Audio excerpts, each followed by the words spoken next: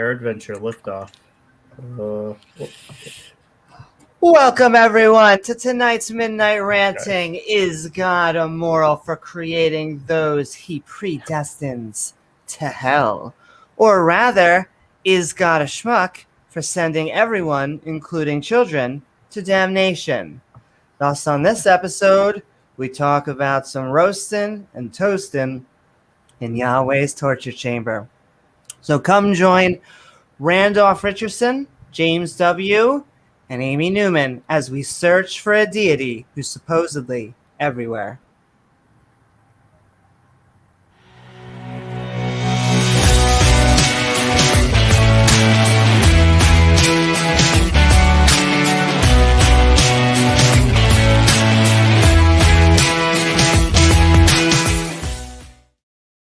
And we may have Sam join us as well tonight.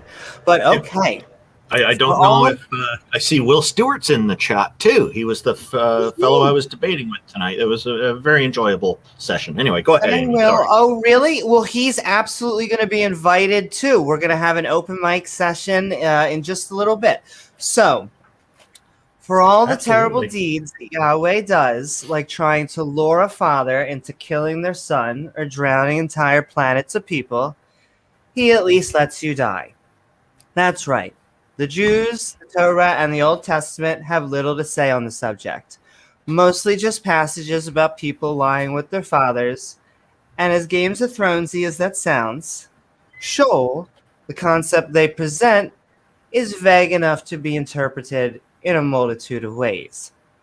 It's not until we get to the New Testament that fun-loving concepts like burning people forever becomes real, though how long they specifically burns varies from theist to theist. It's not eternal? I thought all of them was eternal. I know, right? No, not quite. Why, heck, some don't even believe we burn, but are just annihilated altogether as a separation from God, which is what atheists believe too, just without the God part. So how much of a dick this God is changes depending on who we're asking in the pew, and little to do with any scientific evidence to back the concept or give a moral reason for why this would ever be a good idea in the first place. Well, Amy, under your sky, bad people don't get punished when they die. The bad guys just get away. Yeah. And no offense, tough shit. That's reality. No one is owed a second life or even justice. Instead, we have to fight for a decent life and a moral system in the here and now. I'm also not a fan of this entire system in the first place. Although many theists claim this deity as the moral arbiter, he doesn't seem like a dude I want babysitting someone's kids, especially if he's going to damn them to hellfire. So him being the judge of who gets to go to the special happy place and who gets to go to the sad Bernie place already seems like a carrot and stick model that we should be able to get over as adults. Lastly, ritual human sacrifice will never be ethical. This whole sin business for Adam and Eve, then passed to Jesus, is not a viable model. We're not born sick or twisted, and when we do hurt others, going out and killing someone else as a literal scapegoat is not moral. Instead, we have to find the person we hurt and ask for their forgiveness personally. That's it. Just as human beings coming together and working together for a better world. If a deity is going to torture us in any form for the sin of non-belief with a base in insufficient evidence, then so be it. As many others have said before me, then fine, I'll burn, knowing I'm more moral than this God. All right. Don't forget to not only like and subscribe, everyone, but hit that all bell icon so you can get live reminders. If you want to contribute and be part of the awesomeness, feel free to find the Skeptic and Ranting Patreon at patreon.com/Amy Newman, or part of the memeing action over at the Skeptic and Ranting Discord channel. Finally, if you'd like to be part of the live action tonight, our StreamYard link will be in the chat after both James and Randolph give their openers and we hand it open to the open mic portion of the show. Okay, how are you, Randolph and James? And are you ready for some spirit-based barbecue, Yahweh style?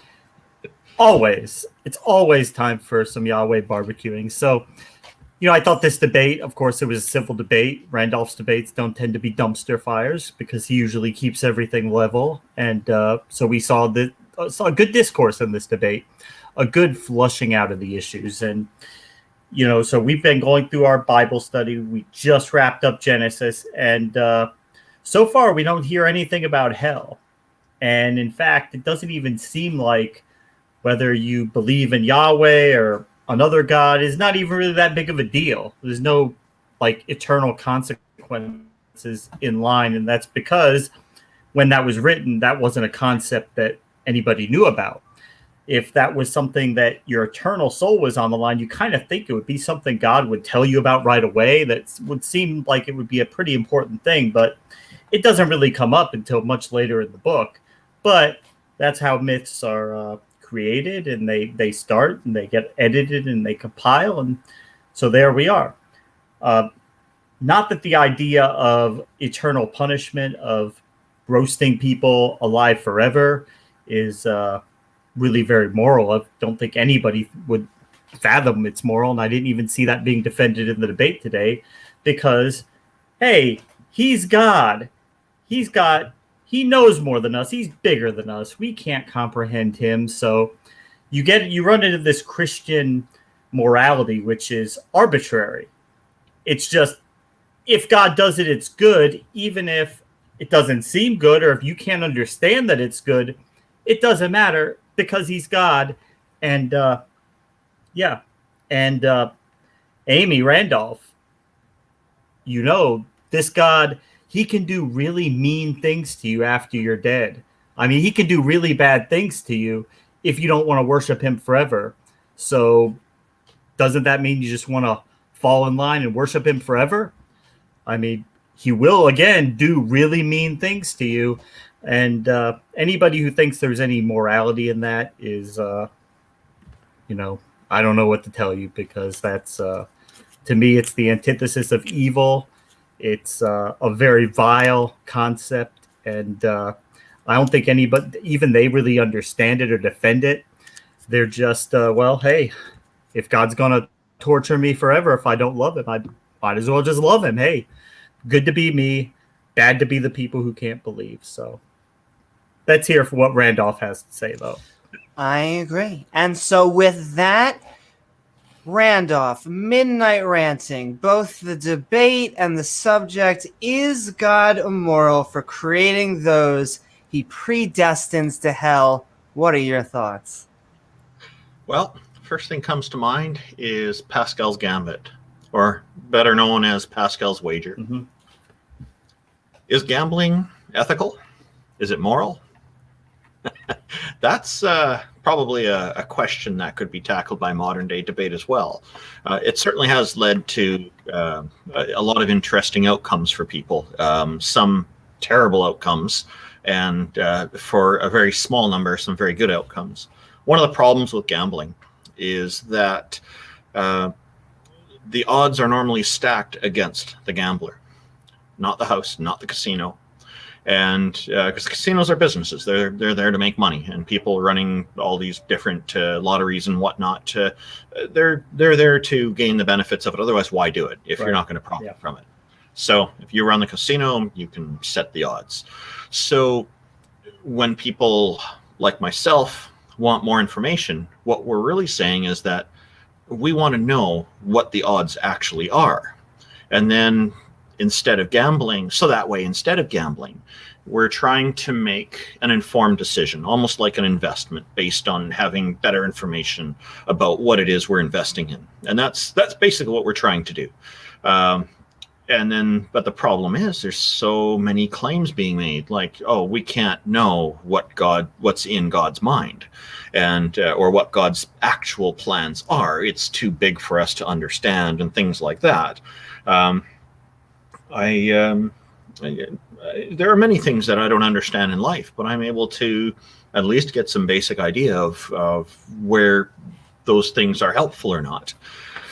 When I see the destructive nature of deities in various religions, including Christianity, I'm left thinking that perhaps this all-knowing and all-powerful creator doesn't have my interests at heart or anybody else's best interests at heart. And it seems so by the way that people often claim that, well, God will do whatever God wants to do. It's all up to him because he's the creator. He has automatically all the power over us. As Christopher Hitchens coined it, he's a celestial dictator. And, I quite enjoy my freedoms, and I want everybody else to enjoy their freedoms too, to whatever extent they want to, insofar as it doesn't cause problems for other people, as much as we can help it. And to me, that I think is not an unreasonable part of a moral foundation. It's not the only part, but it is one that I think is rather essential. So the idea of gambling on something that we don't know everything about leads me to wonder if the odds might be stacked against me. So Pascal's Gambit is not something I'm interested in taking. I think it's too risky. I'm giving up too much of my own sovereignty by taking that, not knowing for certain that there is something waiting for me later on. Thank you. Well, thank you for that, Randolph. That was really good. I would just say that to me, like the whole thing, well, this is from a Calvinist perspective, and that's where God preordains certain people that he knows are not going to believe in him, that he knows are going to be damned to hell. He knows where they're going to go. He just does it because he can, because it suits him. We don't know why. He just decided that's what he wants to do. He wants to create people to torture forever who he knows are going to rebel against him. And why? There is no why. He just, what he wanted to do. The accountability is missing there. The transparency is missing, as I should say. Amy, could you highlight Titan Uranus's Pascal's wager comment? It's a very good point. It's an interesting metaphor. Titan writes, Pascal's wager isn't a coin toss. It's a roulette wheel. Which god or none at all? So that really is a great metaphor for expressing what I was trying to convey about the gambit, the gambling aspect of it, where the odds are stacked against the gambler. Now, when Pascal made that wager, he was only thinking of the dichotomy of the Christian God or no God. Now, of course, we know that's not the dichotomy. It's Christian God or one of any other number of thousands of gods people have worshipped over the years. Now, to be fair, Blaise Pascal, who created that gambit or wager, was a specialist in mathematics and probabilities. I think he made some major contributions, or maybe introduced it. I'm a little unclear on the history there, but he was a significant part of it for sure, and deserves plenty of credit for it. He's a very smart man. But absolutely. But when it comes to gambling, it seems that people will sometimes kind of lose some perspective. It's also one of those arguments that I find is very attractive to intellectual theists, and yet it doesn't hold much weight with atheists. I feel like we kind of toss it around. It's Pascal's wager. You know, we see obviously all of the multitude of religions, but it's something common that comes up in Christian and theist and Muslim circles. Yeah, it is this fear of hell, keeping them inside of a religion that otherwise, maybe another side of their brain would let them process. Is there a fallacy called appeal to gambling? If not, maybe we should start, we should make one. Yeah, and we even had a Amy's channel. We even had Sal on, who claimed to be a professional poker player, and he went into details about gambling and the odds and why that Pascal's wager made sense to him. Yeah. Yes. And if you'd like to see that episode, we did basically an atheist version of Pascal's Wager, and then we brought Sal on, and we had Past Sal's Wager. So go check that out if you would like to see that. That was a while ago, yeah. That One was of our first couple streams. So we're going to switch it over to the open mic format. But if you have questions, comments about the debate or Randolph himself, tag me at Amy Newman or come on to the fun. So I'll send that and we'll switch into Open the floodgates. Open the You wanna play floodgates.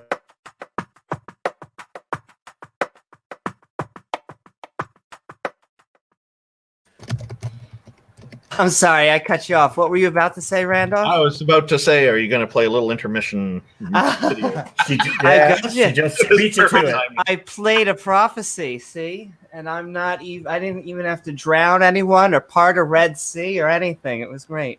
But yes, so I just sent that link into chat. If you'd like to join us, come on in. That's what she said. Talk about your website, Randolph. That's fine. Die on Yes. Absolutely. You have a good amount to plug, and please plug it. Plug away. So there's a couple of things we're working on. One is the Canadian Atheists is a national organization that I founded about 6 or 7 years ago. And what we're trying to do is normalize atheism in Canadian society. We're hoping this comes along throughout the whole world. And I did mention this in Modern Day Debate video earlier as well, because James is excellent at making sure people get to talk about what they're working on before the debate starts. And so thank you for doing this too, Amy. The thing that we're basically looking for is that where somebody might say they may say that they believe in a deity, and the general reaction is to just accept that. People are okay with it without batting an eye. This is normal. We've heard people say this before. And yet when an atheist will say, I don't believe in deities, sometimes people will respond with shock and surprise and concern and worry. And what we're trying to do is to end the stigma there and get this to change so that we are treated the same as the theists in this regard. We're not asking any change for how theists are treated, because I think they're okay with that. I don't see why they wouldn't be. We just want atheists to have the same kind of respect in society. I think this is a very reasonable thing to ask for, and so that's why we're promoting it. We're also trying to counter vilification attempts of atheism and atheists, because we think that'll be better. So we like to say we believe it's important to normalize atheism because it's normal to not believe things. Atheists are people too, right? We're people too.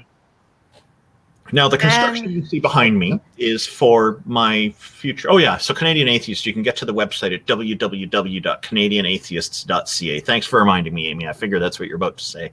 Now, what you see, thank you. What you see behind me is we're actually constructing a studio and it's also my new office, but a portion of this is going to be dedicated for the True North Talk Atheism Call-In program that I'll be co-hosting with Neil, the 604 Atheist, who has been making for the last few years hundreds, literally, of deconversion stories, atheists talking about how they left religion. And they're quite fascinating to listen to. And I feel that they're a very important part of showing why it's normal to be an atheist, because the reasons are all over the board. The diversity is there, and we see this in humanity anyway. So if you want to know more about True North Talk, you can go to the website for that at www.truenorthtalk.ca. Thank you very much. Well, that looks like it's going to be a really nice studio. You're going to have lots of room for Canadian flags on the walls. We will have a Canadian flag in the scene, just like I had earlier on the debate. Yeah, but in a better setup. What is the coffee place? Plenty of space for I forget what the popular. It's like a Starbucks, but yes, plenty of space for good Tim Hortons. I love my coffee, so that's always. We don't have those down here. And so, Donald, I actually did see you got in here first, but since Will was in the debate, I'm gonna let him. If you don't mind, I'm gonna let him in. and let him talk his mind, and then it'll probably give you something to talk about anyway. So, Will, I'm gonna get you in here. Will gets a fair chance to share his perspective because absolutely. Welcome, Will. Thanks for coming on, Will. Thank you. Good to Thank you. see you. Thanks Good for coming to on, see man. you here. We Your don't. head's a little cut off on the camera. Let me move that a little bit. There we go. There you Point it look towards the ceiling. Yeah, up a There little. you There you look better now. Yeah. Woohoo! It's a little late in the house, so I had to move to the garage. So Normalized That's okay, and Calvinism. it is. Hey, that's right. Normalized Calvinism. We're Normalized probably Calvinism. Yeah, it was the interesting. most oppressed theist ever. So Yeah. so what are your thoughts? You can talk about Calvinism if you want, but this is Midnight Ranting. What's on your mind about the debate? Is God immoral for creating those he predestines to hell? Or what's on your mind? Any of the three?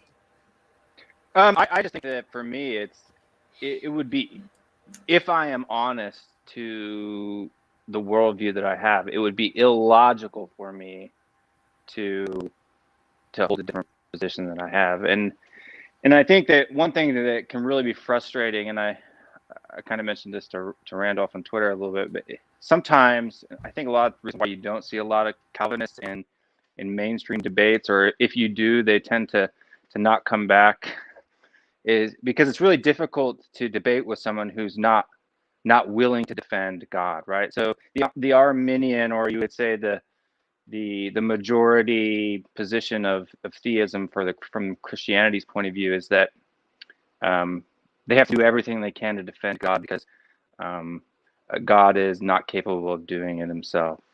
And for us, if you believe in a God that's all powerful, why do you need to defend for the God that's all powerful, right? So that's really, if you were to sum up Calvinism into one simple sentence, that would be what it is. And I think that and honestly, if you're an atheist, and I know that I think Sam Harris is extremely dangerous for your guys' point of view, if I'll be honest,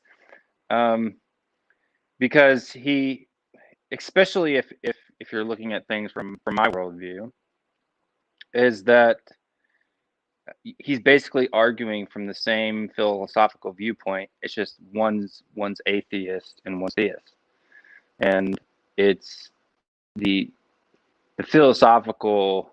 So Sam's biggest concern with theism is the dogma that's related to it, right? And with Calvinism, there is no dogma, right? So yeah, I think that's the major part of our doctrine of theology, based on what we read in the scriptures, and it's more focused at at eternity versus the natural world, because like I said during the debate, it's not important what happens here for us. That's not the priority. The priority is eternity. We're involved in the here and now, but it's not our priority. Okay.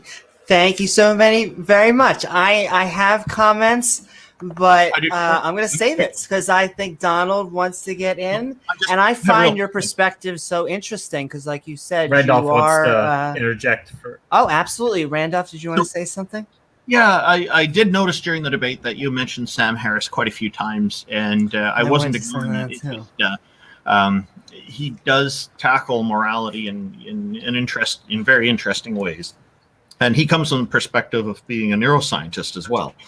So his perspective has a lot of science behind it. So I'm curious why you think his point of view is dangerous to atheism, in particular. I guess you could say that for your layman, it probably wouldn't be, but for someone who's coming from a Calvinistic theological worldview, for instance, I think that the fact that he's there and he has similar philosophical opinions as that I do, basically, especially on the free will aspect of the argument, it allows me to, I guess, wrap up my theology in a secular worldview that's more understandable for somebody who's an atheist. I think that it allows me to draw analogies between the two worldviews, and the only real difference is substituting a god for not a god, right? So Now you're that's talking. why I would think. You're talking about a secular worldview specifically.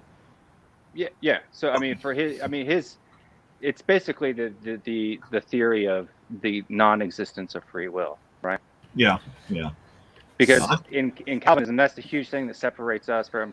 There was a question in the debate, and I don't know if I really understood it during it, but watching it back, they had asked me about unconditional election and conditional election. Well, conditional election, which is the Arminian position, or you could say the majority position of most independent bodies throughout Christianity, Catholicism, Methodists, most independent churches, is that because God's the way they handled the omniscient aspect of the character of God is that he chooses those who he knew would choose him, right? Right. And so we don't hold that position. We hold the position that before anything in existence, God chose who he would choose, right? Who he chose. They were created to be chosen. Correct. It was God's choice, God's free choice. Right. And so we have free choice. I'd like to use it as the example is if you were to think of creation as an ice rink, right? You're free to skate within the boundaries of that ice rink. So I can choose whether I eat a banana for breakfast or a piece of toast. But when it comes to the things that are necessary, so in Calvinism we have two types of God's will. You have his necessary will, which is the word that I forgot during the debate, was trying to get from point A to point B. This is God's master plan, his overreaching goal, as you could say, and then our free choice, or our voluntary choice. I don't like to use the word free, but the voluntary choice we have inside of that doesn't conflict with God's necessary will. And so whenever those two things, for whatever thing that God has that's necessary for us to do, he is imparting that for us. And it's his necessary will to create creation and to have people freely or voluntarily choose to be with him, even though he has selected some to do so and some not to. And the best way if you're familiar with Sam Harris's teachings, which aren't teachings or his philosophical viewpoint, it's a lot easier for me to connect that theology when you can listen to his words on how, as an atheist, he feels that there's no free will based on neuron connections. Can I just make a point about that? Sure. I think Randolph does too. And then I'll get you in, Donald. I see you backstage as well. I don't. So Sam Harris doesn't believe in free will, but I think he would be more along the lines of believing in will, in that there's a difference between being walking through the door, using your wrist to turn the knob, and being thrown through the door. And I think when he's talking about all this free will, is he saying that we can detect what your decisions are going to be a nanosecond or two faster than you're perceiving it, or your frontal lobe may even know it. Right. But I have a problem with using him as a source, because he is one of the prolific. Religion is not good. We shouldn't be practicing religion. He's an atheist. He was one of the great four horsemen of the apocalypse, so to speak, along with Christopher Hitchens. He was going out on the debate circuit. And so on free will, I mean, even in that way, I'm closer to Calvinist, because if you're going to use that specific word, free will, I think that is trying to sell something. I use Christopher Hitchens' quote, which is, of course I don't believe in free will. I have no choice. No. It's something, of course I believe in free will. I have no choice. Of course I have free will. There you go. I have no choice but to have free will. Yeah, Thank you. So I know, you know, as we've been going through the Bible, Amy hasn't seen much free. Have we seen much free will yet? So you can almost sympathize with the Calvinist position because it doesn't seem like free will is an important theme to God. go Oz. And It's not I mentioned. Here it honestly, is. Here it is. it's not mentioned Here's in the the quote. Bible. Yeah, that's I what got the I. quote. We haven't I seen think. it yet. I've got the Christopher Hitchens quote here. What he said exactly was, if we have free will, by definition, we cannot be granted it. We can't be given it. And then the audio recording is distorted. Paradox states that, of course we have free will. We have no choice. To say that it's a gift to negate the whole concept of free will on its face. So, if that isn't self-evident, I can't think of anything that would meet the definition the of being second- self-evident. You can be the second coming, Randolph, of Hitchens. Kinky. Well, I agree, and So, Sam Harris the thing mentions. And so, What I will say about the And thing I s- just wanted to add was that earlier was that there are many atheists who believe there's no free will and many that do, and then there's a whole bunch in between. I have no idea. Yeah. I think it's a mistake to associate free will with being a part of any kind of particular doctrine. I just see it as yet another idea that just fits under the umbrella of philosophy. Question. And From- so from a- we'll make a point, and then I'm gonna get Donald in, and then Oz is in. Sure. So yep. But make your point, and then we'll get Donald in. Yeah, so it's in Sam Harris's biggest point. It was probably about a year ago, a particular video on YouTube where he gave like an hour-long talk about free will and the benefits of that and not. And he was basically saying that if you pull free will out of theology, it crumbles. Well, Catholicism and Arminianism crumbles, but Calvinism doesn't. So, and for us, that's what the whole Protestant Reformation was based around. In Scotland was the teachings of John Calvin and his view and his I guess you could say systematic theology that he pulled out and kind of, and it was really to counter the heinous crimes that the Catholic Church was committing in the 1400s and the 1500s, right? So they were the social justice warriors of the 1400s, right? That was Calvinist, right? So and it carried that way all the way through up until till probably you could say the second revival in the United States with the Billy Graham movement in the 60s and 70s and stuff like that. The thing is, and this is why I think that Sam Harris can be dangerous to the atheistic worldview, is that the fastest growing segment of Christianity today is Reformed theology, with John Piper, Mark Driscoll, and some of those that Reformed theological viewpoint, which is basically the theistic version of what Sam Harris is talking about in free will, is the fastest growing segment in America today. So that's for them to be able to draw those comparisons and say, see, someone else sees it too, I think that's why it could be dangerous. Not that what he's saying has any type of fallacy or falsehood in it, but it's just a simple. The only thing that's different is whether you believe that there is a God, that the source of that cause is God, or the source of that cause is nature, right? That's the only two differences. So that's all I've got to say. But I'm happy to listen to the rest of your guys' conversation. Okay. Well, we'll go back into open conversation in a second. Let's bring Donald in.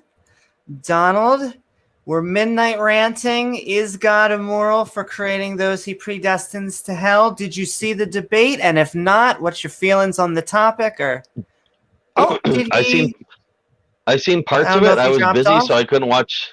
Hold on one Who? second, Donald. I feel bad. Will, if you Oh. dropped off, Oh, Will disappeared. I had a great time having you on here. I Oh. didn't mean to cut you off. We were just doing a transition. I'll ask him in the.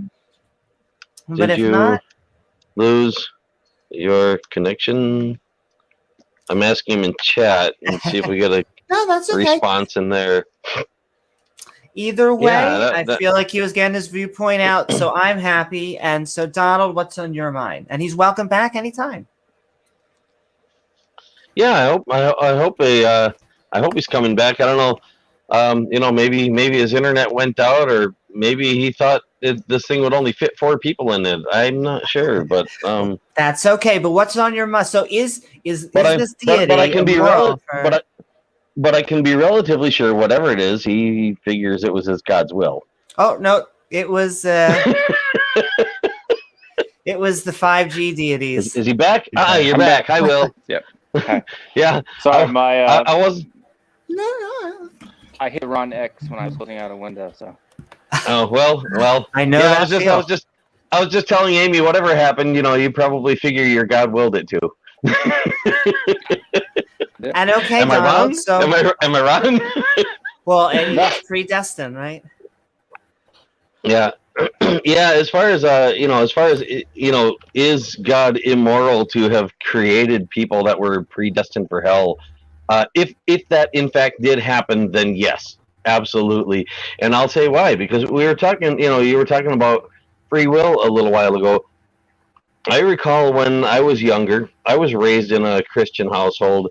The Bible was the first really large book I read. By really large, I mean I had read my dad's college books in my crib, but as soon as I was old enough to sit up in a church pew, which is a pretty young age, I was able to pick up the Bible sitting next to me and read it. There was pretty much always either my mom's Bible or my dad's Bible on one side or the other, or both. And so I learned that the Bible was a work of fiction before anybody could tell me it was supposed to be fact. And when I got old enough to realize that I was being told it was a factual book and that God was real, I remember asking my parents if there was any way that that God could just show himself to me, because I had already invited him over and stuff like that, just treating him like an imaginary friend or something, but figured if he is real, well, then I'll find out. And as I recall, what I was told is, well, that would violate my free will. And I didn't see how it could, but at that point, my thoughts were, well, then I don't want to have free will if that's the choice. Kind of like what was being said about, what Christopher Hitchens said. If I was given no choice about having free will, then that wasn't really free will. That means I didn't have the free will to choose whether or not I had free will. And if free will was being imposed on me, and because of that free will, I could not find out the truth, I would have rather known the truth and lacked the free will than the other way around. And if I'm predestined to go to hell because a God who thought everything out in advance decided in advance to give me free will and make me incapable of believing that he exists unless he shows himself, and then never showed himself, that's pretty evil. And if nature did it, on the other hand, nature didn't think everything out in advance. I mean, we have evidence that nature does stuff, and we have evidence that nature isn't thinking things out in advance, or at least it certainly doesn't appear that nature does. So I couldn't say that nature would be evil to have done things the way they're done. Nature is just happening.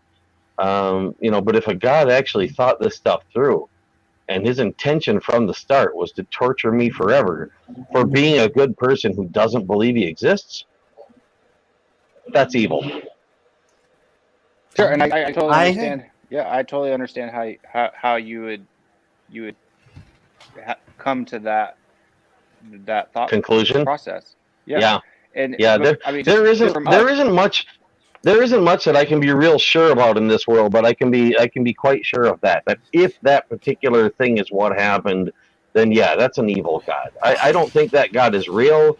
And if there is a God of some kind and I meet him someday, I'm going to have a lot of questions for him. I've got questions now. He's welcome to answer them sooner than when I'm dead.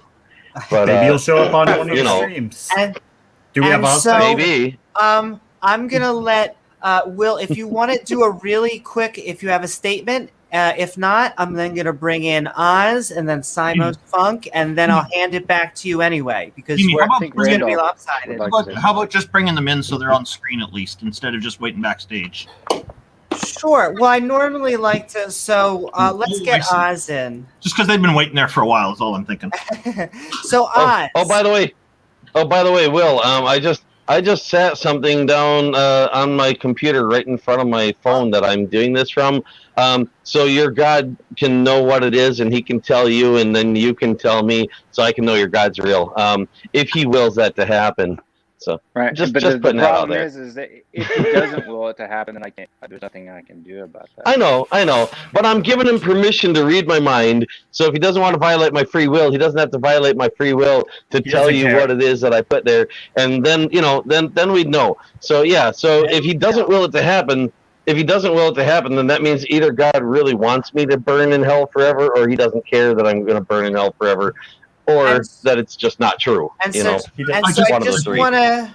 I just have to apologize to Will here because I forgot to. I neglected to tell him I'm fine. these people are tougher than me. No need to apologize. Yeah, no. I'm good. Hey, well, Amy I ain't does gonna not hold it bite. against you if He will your not God. bite you. I ain't gonna hold it against you if your God screws up. Okay, that ain't your fault. But so I'm gonna hand it over to Oz, and then when Oz is done, we'll get Simos in, and then we'll just go back This is- into general conversation. Is this that Oz, Oz from Tart, the Atheist Roundtable, that amazing channel? I think so. The wonderful. This is Oh, gonna wow. be my new thing, Atheist Roundtable. And I even Hi, have Oz. where Hey, Oz, the welcome. atheist round table. There you go. There you go. Woohoo! Go Hearts check Gone out Live. Hearts Check Gone it out. Live. And go check out Randolph Richardson, who often comes on Tart.live. Oh, Absolutely. kinky. He is a But frequent. Oh, yes. Hang on. I can't help Why is Oh. that kinky? I don't understand. I'm missing something here. I We don't watch even it know. later. Oh, by I'll the tell way, you when you're older, Randolph. by the way, I think Will's better than his God gives him credit for. Just saying. Nice. Well, But hold on to your sacks and your asses while we listen to Oz. that was our last Bible study. So Oz, we're midnight ranting Sack on loss is and God asses. immoral for creating those he predestines to hell. What are your thoughts? Well, I've shared my thoughts on this many times, and Will, you're a Calvinist, is that correct? Yes, that is correct. Awesome. So Calvinists are actually some of my favorite, if you want to call it sect or brand of Christianity. And I don't mean that disrespectful, because there's One of the better ones. Yeah. there's many that I speak to, but and actually did well, it's usually a one-on-one interview. I just did a one-on-two interview. I sat down. We call it Atheist Pizza, and we sit down and have pizza and do an interview or just conversations. And I sat down a couple weeks ago down in Georgia with two Calvinists down there, and I love talking to them, picking their brains. And so rather than me giving my answer, because as an atheist, I think everybody knows what my answer to that is going to be. So I think what I'd like to ask is, Will, how do you not, or why do you not think that is immoral for a all-knowing, all-loving, all-powerful God to create a being knowing that the end result is that they will suffer? Forever. Yeah. So for me, it's basically it's kind of like what I brought up in the debate. It's a logical game, right? So if God, right, if I reason, if there is a God, and if that God is the God that he describes himself to be, right? And if he is the author of morality, how can anything he do be immoral? Right? That's an illogical. That's a fallacy itself, right? The person who authors morality cannot therefore be immoral. So it's using logic, which I believe is a tool that God gave us, and knowing that God, if he is outside of space and time, if he is not bound by time, by the laws of nature, or any of those things, if he is that God, then, and he knows all things at all times, right? It's not that he knows everything that would happen. He is present, in the past, and in the future, all at the same time. But just because I don't know his reason why he's done that doesn't mean that he doesn't have a good one. And that was the whole kicking the puppies analogy, right? Okay, right. It also but hold on, doesn't mean he doesn't have a bad Don. one. Yeah, hold on, Don. Yeah. Sure. So, because you throw out a fallacy there, but I would suggest that just a very very simple fallacy would be that you're just pleading to authority there, saying that because I don't understand it, because God is the creator, he can act outside of the rules that he created, which in and of itself would be a fallacy. So I don't understand how a rule maker gets to break the rules, but then try to set the example, therefore, for the rest of the creation.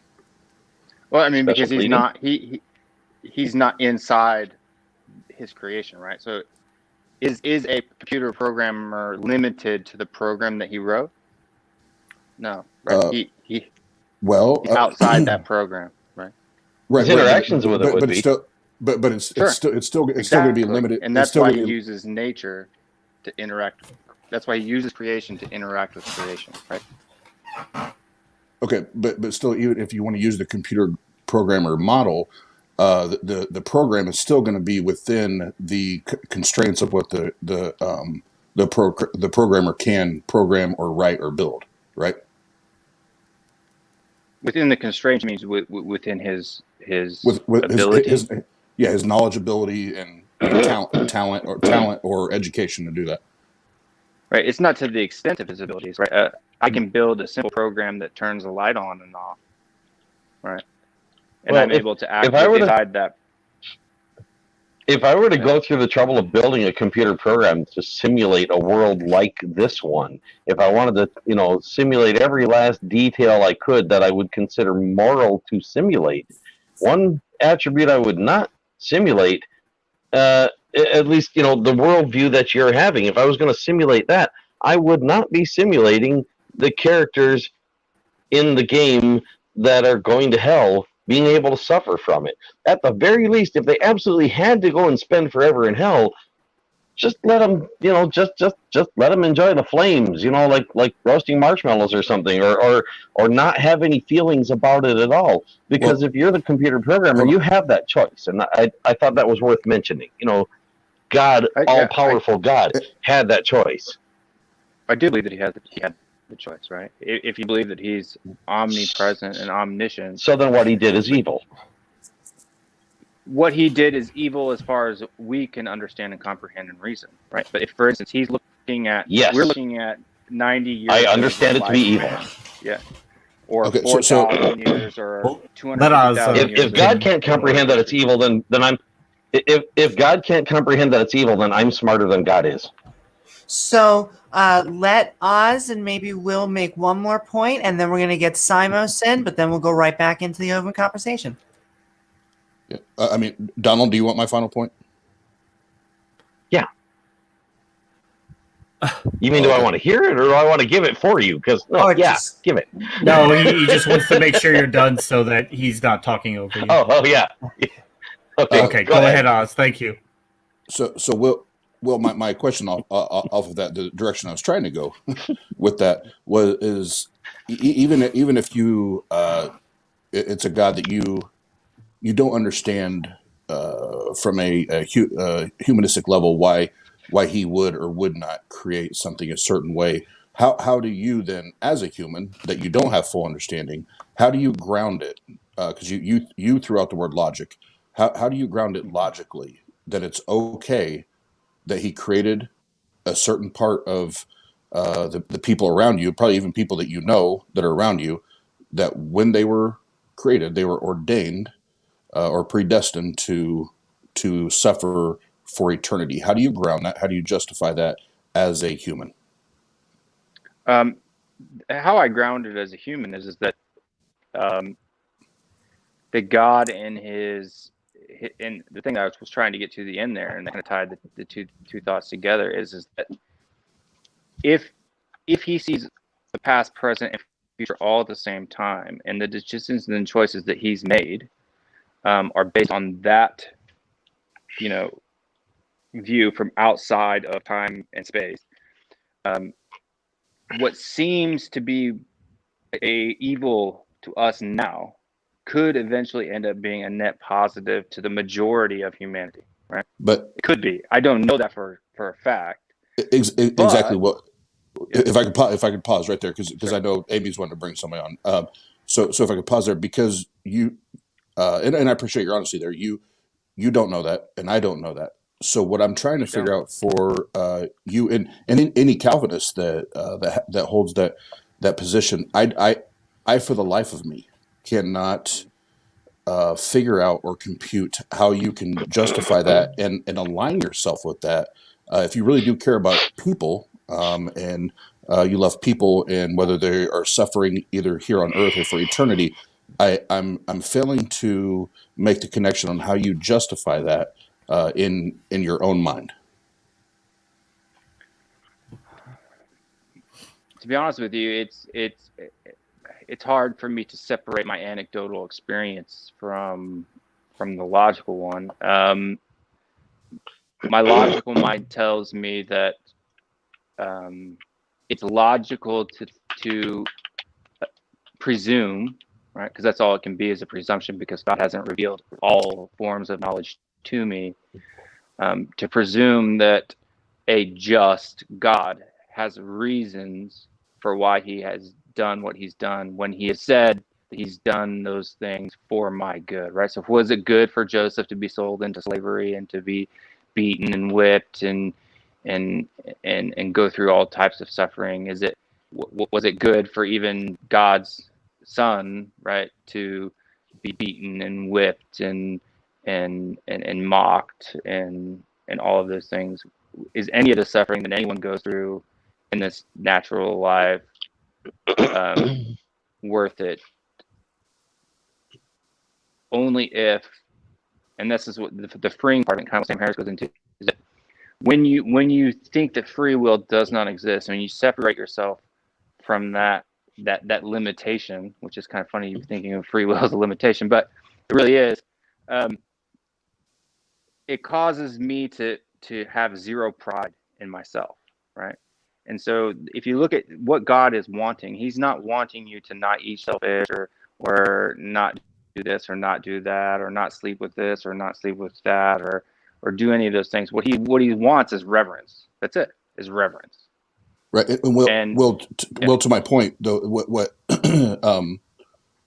without going around all the trails, what I want to know though is for you, Will, how do you how do you justify it in your mind that the person, the person, it could be the person you love the most in your life, whoever that is, that they may have been created and predestined to suffer, not just here but in eternity? How do you ground that and justify that in Will's mind?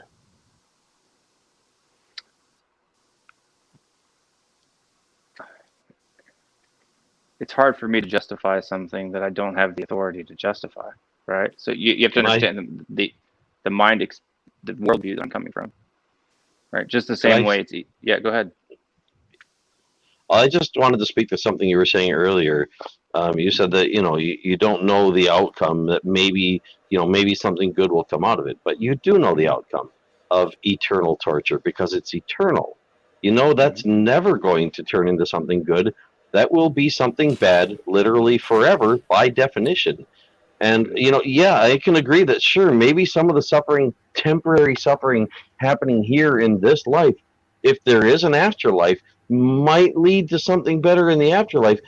But even that, if being revered was what was God's goal, he's done a terrible job of it according to the Bible, because the Bible says that, in several different ways, that there are going to be more people in hell than in heaven, that most people who try to get to heaven, that's not even counting those who don't even know about it and never try, but most who try to get to heaven are going to fail, that many will try and few will succeed. And in that respect, it's like God set it up so that the vast majority of the people he created will not be revering him. They're going to think he was a pretty rotten guy. They may hate him for it. They might not hate him for it. Maybe maybe they'll be like you and think, well, he's good, so he must have had a reason. And maybe you'll be in hell for all of eternity, thinking for all of eternity, God must have had a good reason to put you there because he's good. But I would think that means you're mistaken about him being good. So, Will, we're going to let you have a response. Tell me when you're done your response, and we're going to let Simos in. Yeah, I been just waiting think a little that, bit, yeah. that for me, there's no way that I can justify it in my worldview without insulting the God that I believe to be. I'll insult him on your behalf. God of the Bible. That's fine, but for me, I don't see that. If he didn't really do that, then I don't want to insult him for what he didn't do. But if he really did, yeah, that was evil of him. Well, and if he finds that insulting, good. I think Will is saying that maybe he doesn't necessarily like it. He doesn't understand it.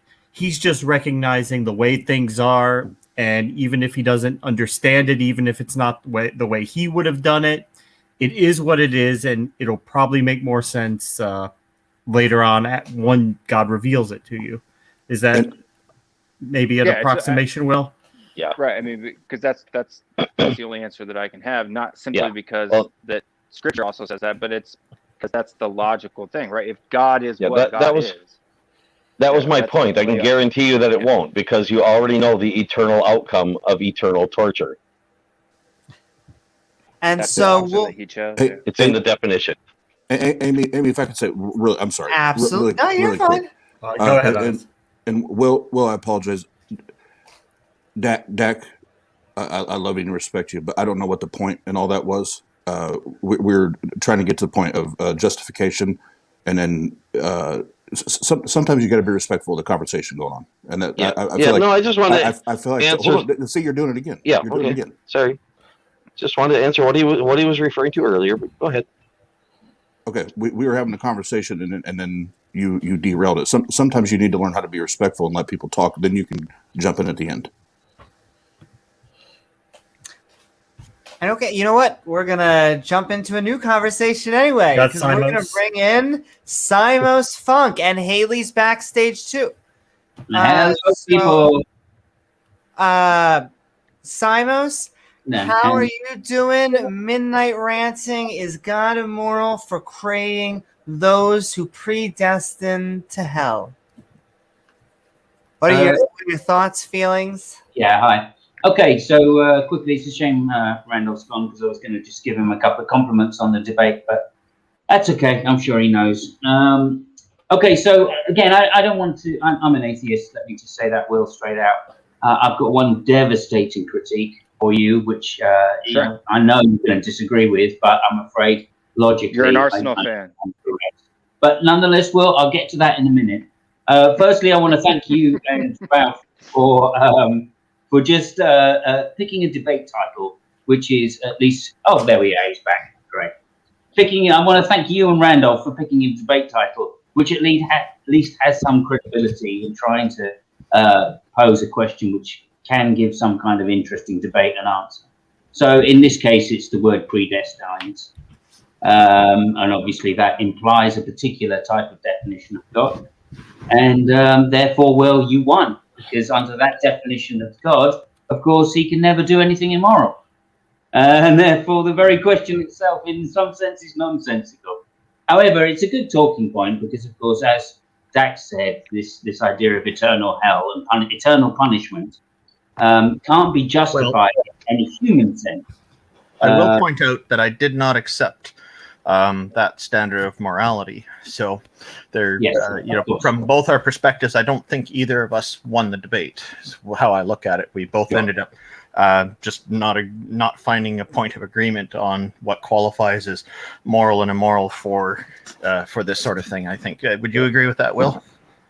Yeah, I mean, it's in these types of conversations, it's unless we're both accepting. For instance, if I was having that same debate with a theist, I would have won, right? Because you can't deny. I don't think so. Those principles. I do, because I don't think you can deny. If God is that God, then is he immoral right? Then is that immoral, right? And a theist couldn't say, I disagree with your definition of God. You're Right? welcome to schedule that debate with me if you'd like. Okay. So anyway, just to get through it, rather than pose the question, I'd like to do that at the end. Sure. And I'm pointing my view on it, which is, when you use the word predestined, that inherently has some presuppositions, which is you're talking about a particular type of God, which is defined as moral. It's circular. Yes, it's circular. It doesn't give you any good reason to believe one way or the other, I would say. But of course, that's not to say that the question can't be answered in a fairly straightforward way.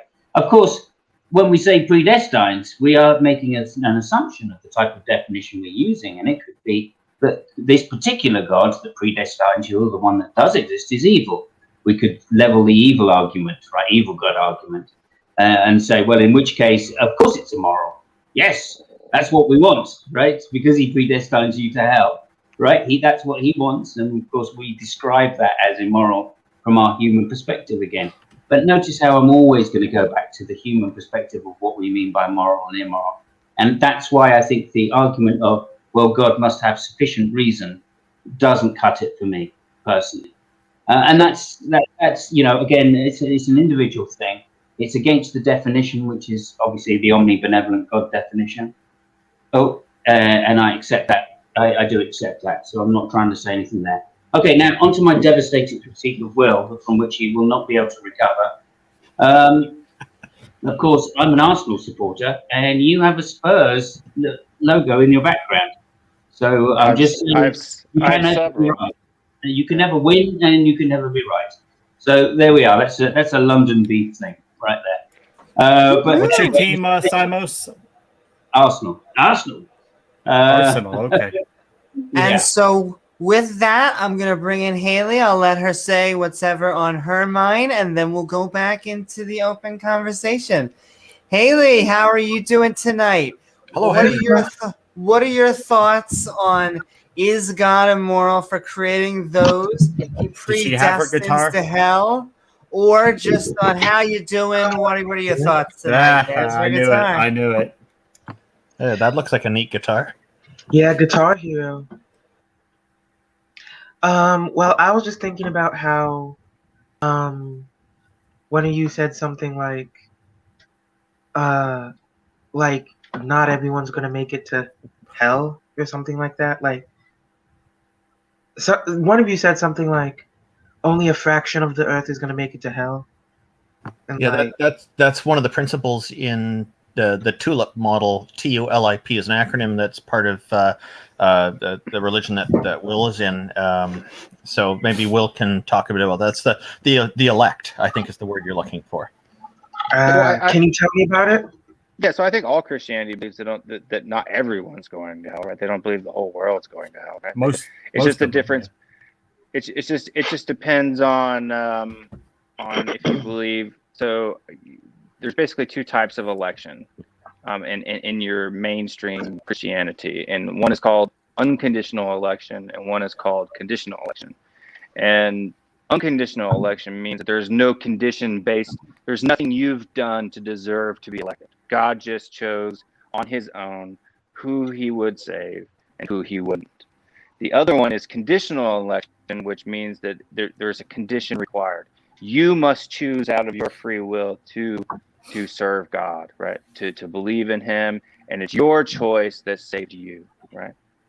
One is a humanistic view, one is a theistic view, in my opinion.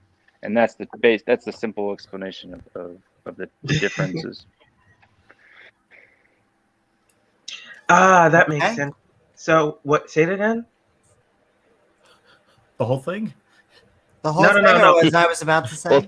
Yeah, Amy was about to say something. Oh, no, I was just going to say if that, unless you have anything else to say, we'll go back into open conversation. Yeah, I mean, I was just thinking about, there are a bunch of different models for, like, heaven and hell. A lot of people, it's not black and white. And so, And a lot of people don't even believe in a stable concept of heaven and hell, and it seems like you guys focus a lot on the Christianity aspect instead of So for a Calvinist, it doesn't matter, right? Whether it's heaven or hell, because it's not our What? choice, right? what's it called? Calvinists. Calvinism. It's Well, a type of Christianity. Like Well, you'll probably like it CALVIN? less if it's hell. I couldn't be sure. To us, it's irrelevant, right? Our focus is on the reverence of God, right? So whether we go to heaven or hell, we have no idea, right? It's not our choice. We don't have the power. There's nothing that we can do in our rational mind to choose God, right? Because the scripture says that no one chooses God, right? No one chooses him. Well, So there's not really I mean, much to point me, in- that's So there's not really much point in even bringing up Dante's Inferno or other concepts like that, multi-levels of hell and all that. to me that's kind of like if you're about to be ran over by a semi truck and you know you can't get out of the way, and then not caring that it's going to happen just because you can't stop it. I would still care. Not being upset by it. Well, I mean, It's too it would upset RPG me. like. The fact that I 7 couldn't layers stop of it hell. would even upset me. Okay, Will, would Basically you, a role-playing game. Will, would you then say that you don't know what the answer to this question is? Would that be your position? Well, well, no, because I have to answer the question from my theological viewpoint, right? So from my theological viewpoint, because God is who He is, it is impossible for Him to be immoral, right? Okay. So that's the only way that I can answer the question. If Sure, God's not just, who God define is, that. then God is immoral, could be immoral, right? Yeah, I mean, it's defined that way. But it just seemed to me like you were saying, well, we can't tell who's going to heaven and who's going to hell. So there is no standard by which we can achieve as humans. Is that correct? Right, and that's Yeah. why it takes God. It's reliant on God, right? It's not reliant on us. There's nothing we can do. There's no amount of kissing puppies and petting kittens that can get us there, right? We have Sure. Yeah. Sure. All believing in Jesus. well, that we are given that belief. It's not something that we do on our own through our own logic and reason. Yeah. Okay. That sounds an awful lot like the kind of stuff people used to tell slaves to keep them from trying to run away. You know, you can't do anything about it. You know, the master's either going to beat you or they're not. You know, it's not your choice. You know, just behave the way you're going to behave, and you'll get treated the way you're going to get treated. It's completely out of your hands. I just So think once that's a fair again- aspect of the text. Gonna let Will respond, or if that was your response, then I'm gonna bring in Brainbug. Okay. That's fine. Brainbug, how are you doing tonight? Did you see the debate and have any thoughts on it? And if not, what are your thoughts on is God immoral for creating those He predestines to hell? Oh, and Brainbug, can you give us a close-up of what that mantis on your hand? Oh, Yeah, they just molted out, so it just got a little bit bigger. I saw the opening statement that you all did, a little bit of the beginning engagement before I had to run out, so I did not catch the finale. So, or That's the okay. get to participate into the Q&A. So, no, I don't think that God's would be that a God would be immoral, because it's within the context, within the confines of the theology. I want to say mythology, but I don't want to insult Will here by free. calling it mythology. I don't get I'll involved, say it. so. Within that framework, it works fine, because whatever's within that God's head is what's moral. So I get where he's coming from with that, but I don't think it comports with reality at all. That's okay. okay. I agree. Me neither. But as I said, I think that my main conflict for me is that Reality seems to disagree with God.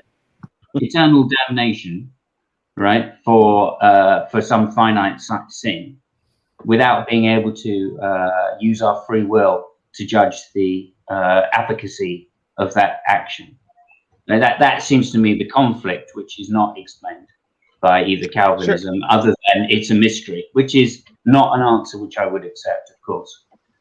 I don't necessarily think that it's a mystery, because when it comes to sin and the punishment of that sin, the Calvinists would say that, and I think we touched a little bit on this in the debate earlier tonight, is that we have voluntary choice, and so we are like, for instance, Joseph's brothers chose to sell him into slavery, even if they did that willingly, right, with their conscious mind, their human conscious mind. That does not mean that God did not ordain that to happen, right? So God is not inside our human consciousness or even inside our realm if he's truly God. So yes, he ordained that to do it, but that individual chose willingly and happily to do that thing. And it's the same thing that Sam Harris says about the murderer. Might not have been happy. That can't be the case, though, Will. It can't be the case that, well, because I'm not omniscient, so I can't choose. Yeah. I can't choose freely and willingly. Right. Okay. So in which case, voluntary. That can't be voluntary. How could I have an informed choice if I'm not omniscient? If I don't know hell exists, if I don't know heaven exists, it's not a free choice, but it is a voluntary. Wallace is here. If I haven't been there, if I haven't been to either to see to be able to contrast. No. Can I ask Will a question real quick? I just want to. Sure. Are we, all of us, are we like automatons in your worldview? I mean, so no, it's even though I want to say automatons that are designed to think we're not automatons, so to speak, and if not, is my friend here automaton? It's not mechanicism, right? When you choose between, skim milk and whole milk in the morning, you're making that voluntary choice with your own reason. But it doesn't mean that God, being outside of space and time, didn't ordain for you to drink whole milk over skim milk, right? The two are complementary. They're not conflictory. Well, that's like saying that a computer program that processes one specific way and can never process any other way can choose what way it processes because the programmer programmed it to process that one specific way. That's not a choice. That's really not a choice. It's not if free God choice. preordained that we will do certain things certain way, then we are not choosing them at all. God chose them, and yes, maybe He programmed the processes that our mind is part of the process that He used to make that choice happen. But He chose it. We didn't.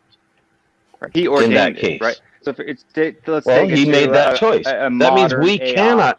That means we cannot overrule that. We cannot make a choice because the choice was already made on our behalf.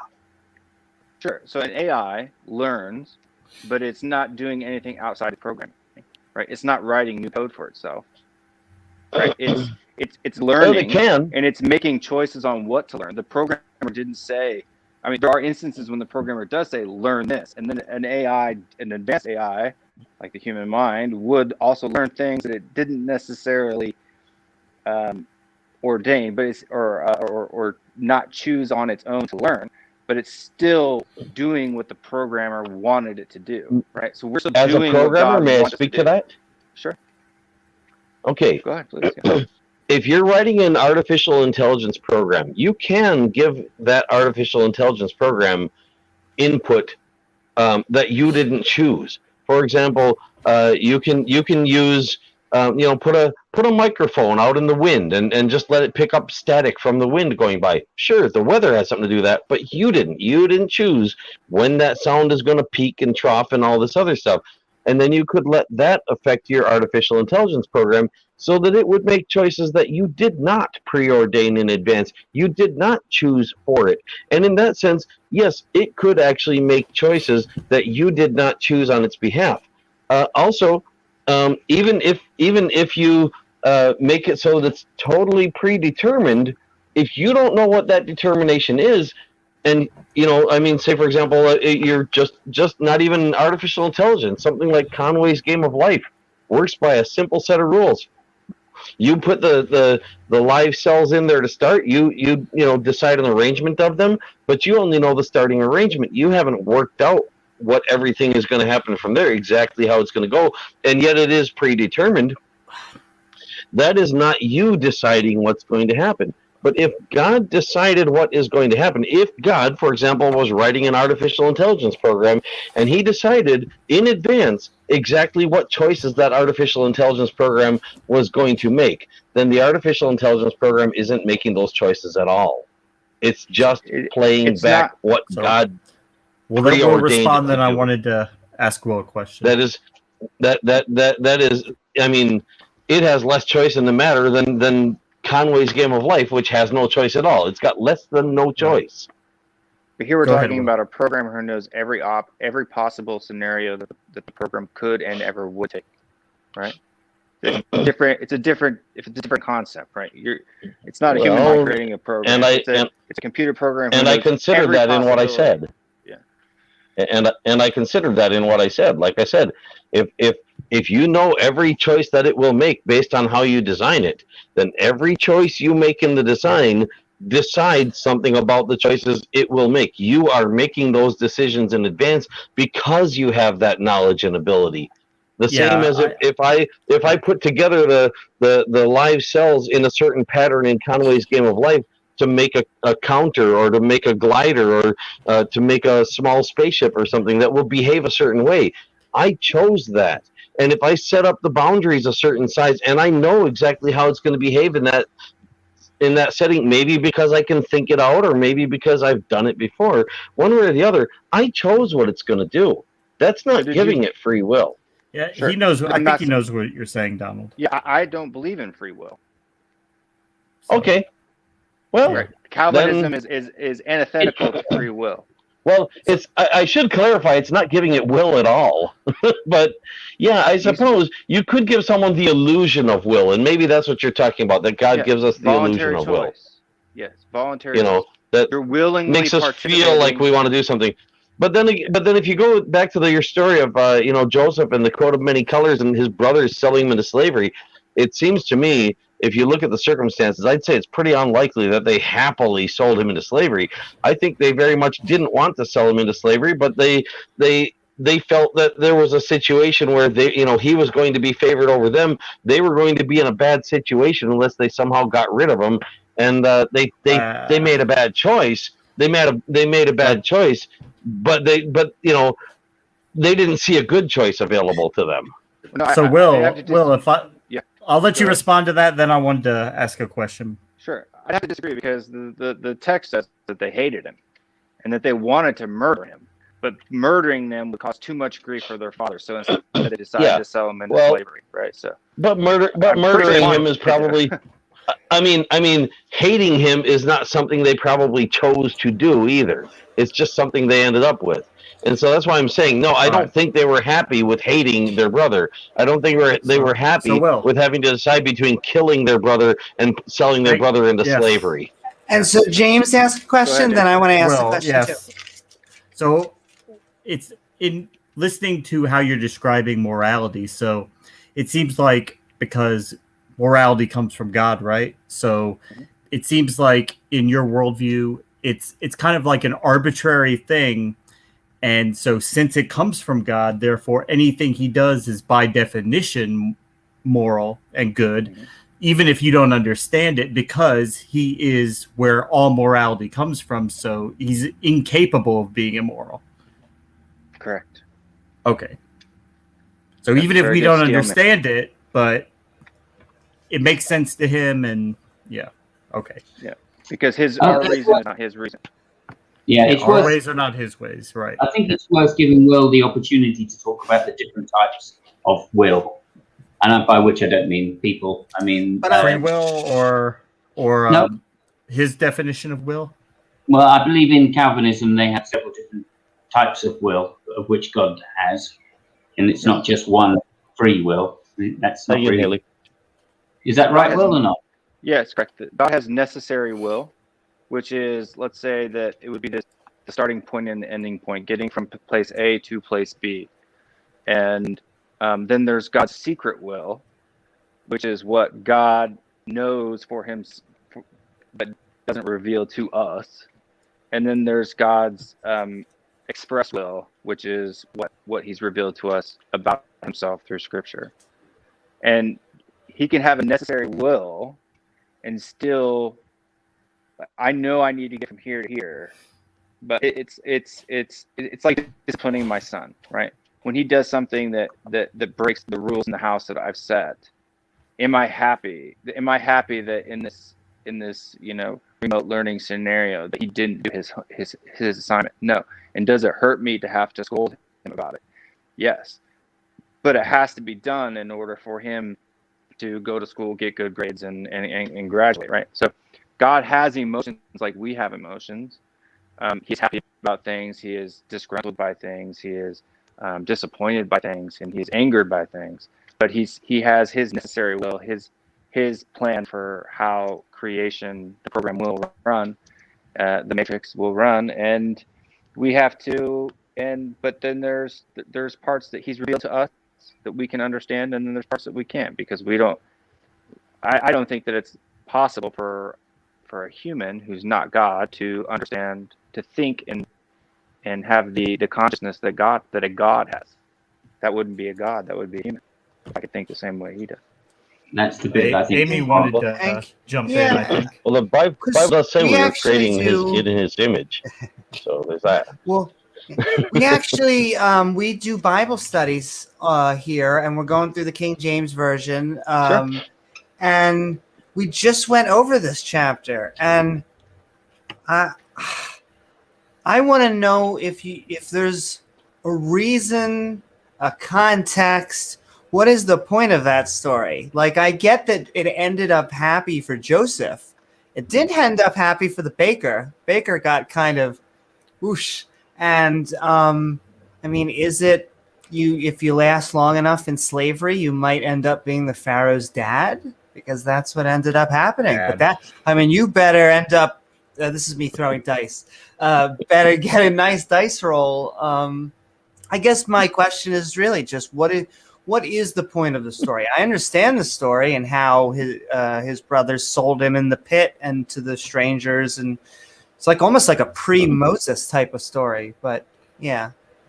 Well, yeah, and it is pre-Moses, and that's the point of the story is really to show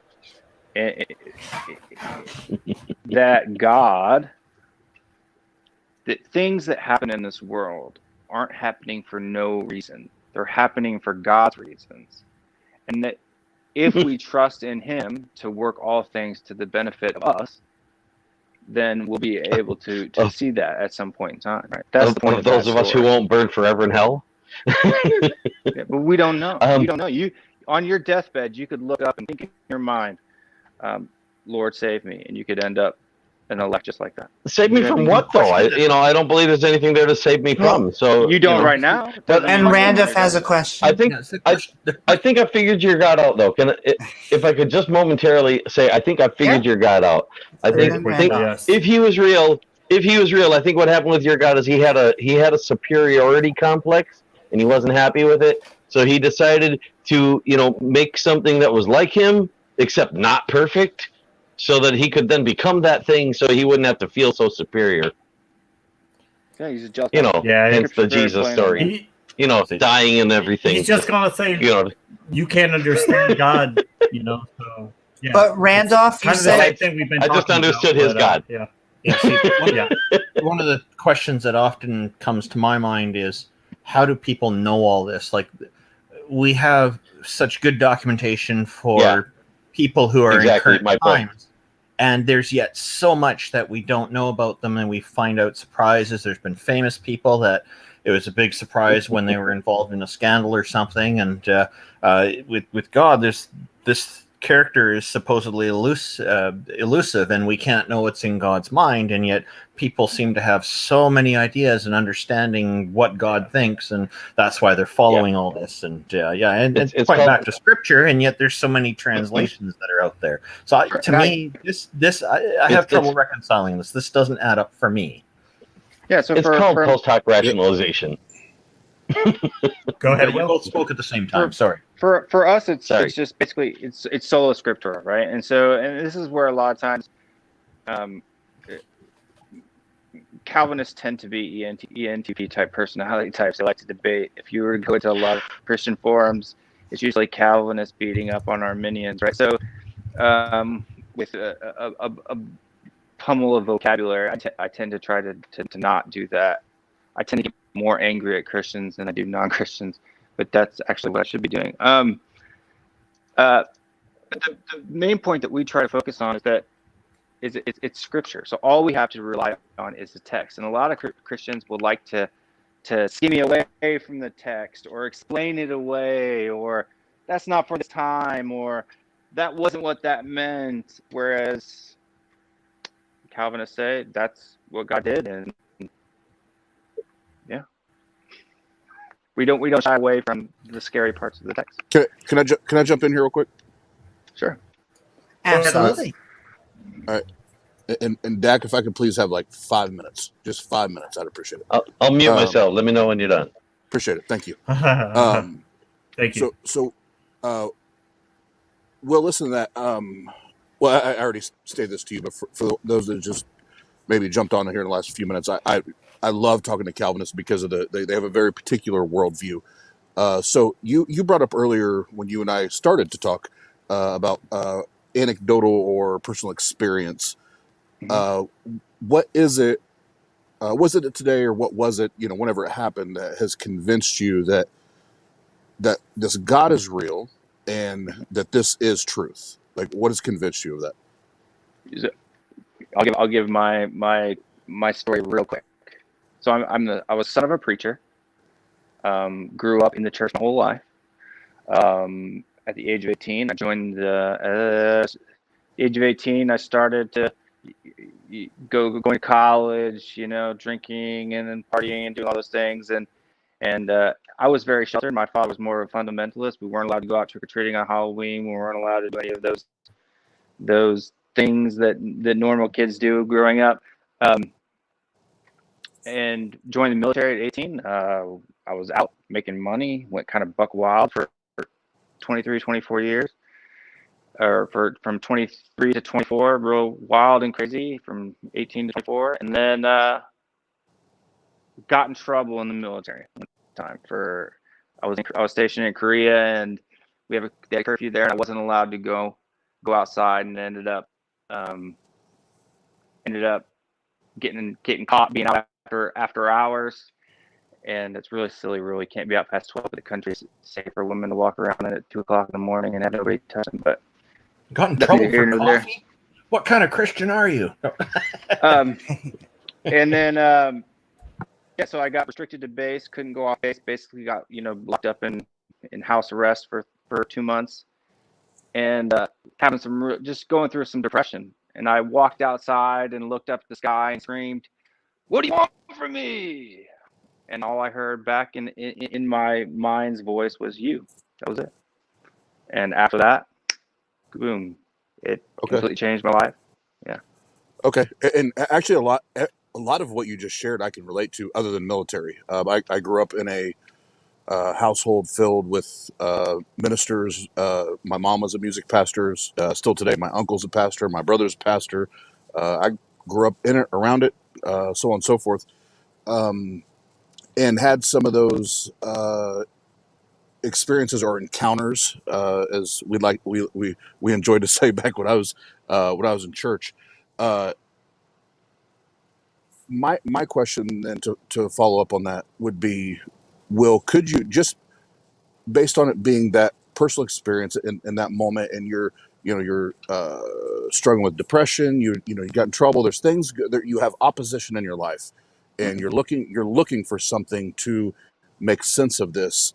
Now where you stand, could you be wrong? Could you be wrong in how all that took place, and where you have chosen to place your belief and your trust? Could you be wrong? I don't think so. I don't think that I could be wrong. And there's a difference, because I grew up in the church, right? So going to church camp, doing all of those things, the church that I grew up in was a little bit, it wasn't quite, holy roller, get slain by the Holy Spirit, bark like a dog type of thing, but it was close to that, right? And there were many a times when I would profess that, right? I believed it in my conscious mind, as far as because of the culture and the circumstance, the environment I grew up in.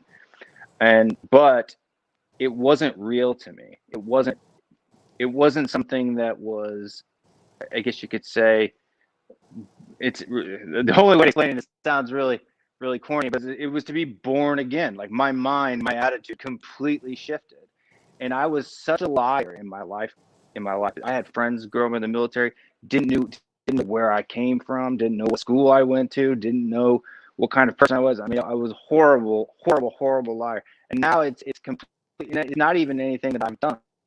And that's the thing too, is I haven't white knuckled, tried to change anything in my life. If I feel that there's something that I know from the text is sinful, I simply ask God, if you're God, help me to not do that again. If this insults you, help me to not do it. I haven't white knuckled or had to do anything.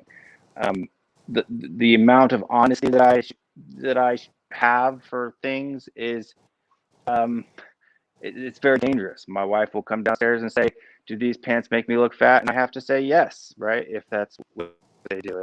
I can't.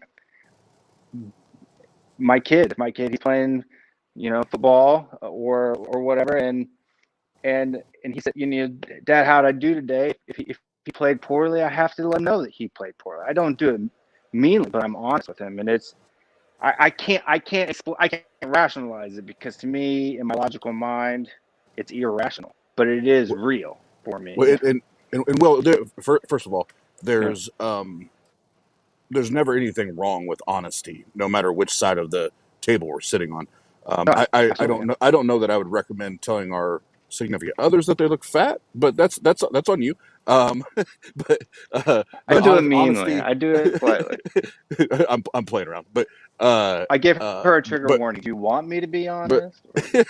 Do you want the real truth or the other truth? Right. But so here's the thing, and I always like to ask this, because with our show and the little bit of time that I get to spend on Discords and with my brother's ministry, I try to kind of dive in and talk to as many people as I can from different cultures, different beliefs, that kind of thing. So based on your personal experience and kind of that anecdotal claim that you stated earlier, I speak to many people that have a very, very fervent belief like you did, where they say that, no, I probably can't be wrong, and I'm probably not wrong, but they don't believe in your God. They believe in a different God. They have a faith or a belief in another God. So why is your faith or belief better than, or why does it trump theirs? Why is it that you serve the one true God and they do not? It's not better than, and that's the great thing about Calvinistic theology, is that we don't have the luxury of being judgmental or prideful in our salvation, or in the knowledge we've been given. We don't have that. We don't have that luxury. So if you have a Muslim or a Buddhist, are they still going to the same heaven that you would go to? No. Okay, so why is your, and that's what I'm saying, why is your God, why is the faith or the belief in your God superior to the others? It's not my faith. That's the choice that God's made, right? And that's the hard part about arguing with the Calvinists, is it has nothing to do with the words written on the page. It has to do with what God has revealed for himself. And that's the only thing that the difference between, if you want to know what's the difference between the difference between Christianity, Judaism, and Islam, is that one requires you to do something, the other one requires you to do nothing. Right. Well, and I know, and I'm, like I said, I've talked to many Calvinists, and there's a reason I'm going down this trail, or this line of questions here, because to me, if I were you, and I heard those line of questions, I would have to take a step back and ask myself, is this okay? Is this okay? And without you shut the Bible for a minute and just think as a human being, is that acceptable to me, that I'm going to put my belief or my faith or even my life choices in the hands of a God that has already predestined certain people to have this fate? Am I okay with that? and if you are going to say that you're okay with it, I'm not going to hate you. But I'm going to I am going to question how deeply you've dug into justified belief, and how have you justified that belief, and have you taken it through uh, the the critical steps, or I'm sorry, the steps of critical thinking to purely analyze it. Sure, and all I can do is say that, just be honest from my position. Right? I'm okay with it because that's the rules that God's put. That's the only way I can be okay with it. And you don't have to be okay that I'm okay with that, and that's okay. We can be not okay together. Yeah, And and that's what I was going to say. I'll end mine with this, and I'll shut up. I am I'm okay with you as a human, Will. I'm Sure. never. Thank you. I'm always going to attack. I will always attack a belief or a bad idea, and I think that's a bad idea. So I will attack that. But you as a human, I love you and I appreciate you.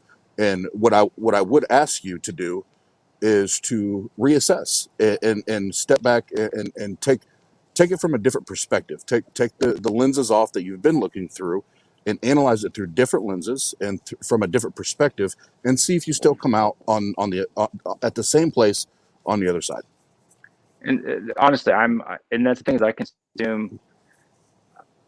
I love knowledge, right? I mean, one of the whole reasons why I watch modern day debate as well as I do. I watch Vosh. I watch Amy. I've seen her on Hippie Dippy, and I've seen her here on her channel. I watch everyone that I can watch, and I listen to everything that I can listen to, and nothing yet has changed my conviction. Will there? I just got two quick questions, if you Sure. may. I was listening to the story quite closely. Three things to say, really. Firstly, the question, which is, when you said you went outside and God answered you, did you hear that audibly, or do you think that was an internal answer? It was an internal answer, but Sure. Normally my thoughts aren't in the third person. Sure. No, that's cool. That's what I would have expected you to answer. But so obviously, but the things I worry is a strong word here, perhaps. But likewise, I feel some common bond of humanity because you're a football supporter, maybe, I don't know. But nonetheless, I would say, firstly, you did say that you were brought up in a strict fundamentalist household. I'm assuming that household was Calvinist. No. And if so, it wasn't. Okay, interesting. Yeah. Okay, so evangelical, perhaps? Yeah, it was what we call here in the United States non-denominational church. Okay, I see. Okay, that makes a little more sense. Okay. Do you live in London right now? I am, yes. Have you heard of New Frontiers International? I haven't, no. So it's a big chain of churches in England. That's actually where the branch of church that my dad pastored at started, was in England. It's Matt Redman, who was a worship pastor who did a famous musician that did a bunch of stuff. Anyway, yeah, so New Frontiers in England. I'll look it up and see if there's a local one.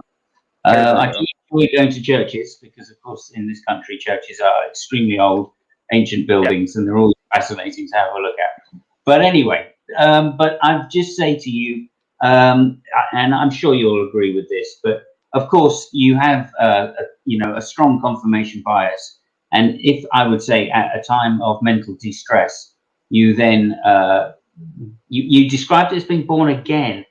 I'm not so sure born again is necessarily the term I would use, because of course in times of mental stress and hardship, we do return to basic beliefs that we have and accept them as fundamental. So it does sound to me more like you are just returning to the way you lived before you left the flock, or before you left home, etc., before you joined and found yourself going down a path of recklessness, shall we say. Right? So I'm not saying that falsifies your position. I'm just saying that, could you just answer or give me some of your thoughts on the fact that you must recognize that you're just reaffirming your initial doctrination rather than finding some new ground? Yeah, and I agree with you. That's a totally logical conclusion to come by with from the story that happens to any, you could say, conversion moment in history, right? And the difference, and it's really hard to explain, is that it's not just that in that moment that falling back to the pre-learned environment that I'd grown up in seemed like a place to relieve switch. It literally felt like a ton of bricks being lifted off my chest. And it has fundamentally changed the way that I interact in the world, that I didn't interact in that way before, now, or ever. Like it's impossible for me to elaborate any more, other than even now I drink, I vape, I do things, but I don't do it in a sinful way, and even when I do, I feel disgust where there wasn't disgust before, and I ask for help. It's not like I have to white knuckle through it. It's changed the way. Before it was like, you go to church, you got to say the right things, you got to do. There was all this weight on shoulders that is no longer there. I could care less what another theist thinks of my life. I hear you. I do hear you, but I would dispute one thing you said there, which is you never felt that way. Presumably, if you were properly indoctrinated, and it sounds like you were, then you would have believed in Jesus and salvation in your life, and that, of course, must have, I would argue, given you some cause for hope. Let me put it that way. I knew I had happiness. And the second point, of course, is the rest of what you described is just becoming, someone responsible for their own actions, which, of course, I believe is the hallmark of an atheist. So, anyway, that's all I wanted to say, rather than comment and tear it apart further. No problem. Don, you had something? Yeah. Earlier, you were saying, if I caught this correctly, and tell me if I've got it wrong or remembered it wrong or whatever. But roughly, this is a paraphrase, intentionally paraphrased, not meant to straw man. But that there was a time in your life when you were, having a hard time, and you basically called out, "What do you want from me?" And something answered you, and that thing has basically been controlling your life ever since then. That you've given up your ability to think you've got a free will, and instead said, been asking this voice that wanted control of you, "What do you want me to do?" Am I pretty much hitting the nail on the head? For the first half, yes. For the second half, not quite so much, because even at that point, you have to understand that I was raised in an Arminian theological worldview. Ah, okay. So when I went home, I was an Arminian, and I would argue on, at the time, it was MySpace, right? There was MySpace. Got it. So it wasn't all the Calvinistic God from that point on necessarily. It was started out the Arminian God. Yeah, and so like I said, I'm an ENTP personality type. I like to argue. I like to debate.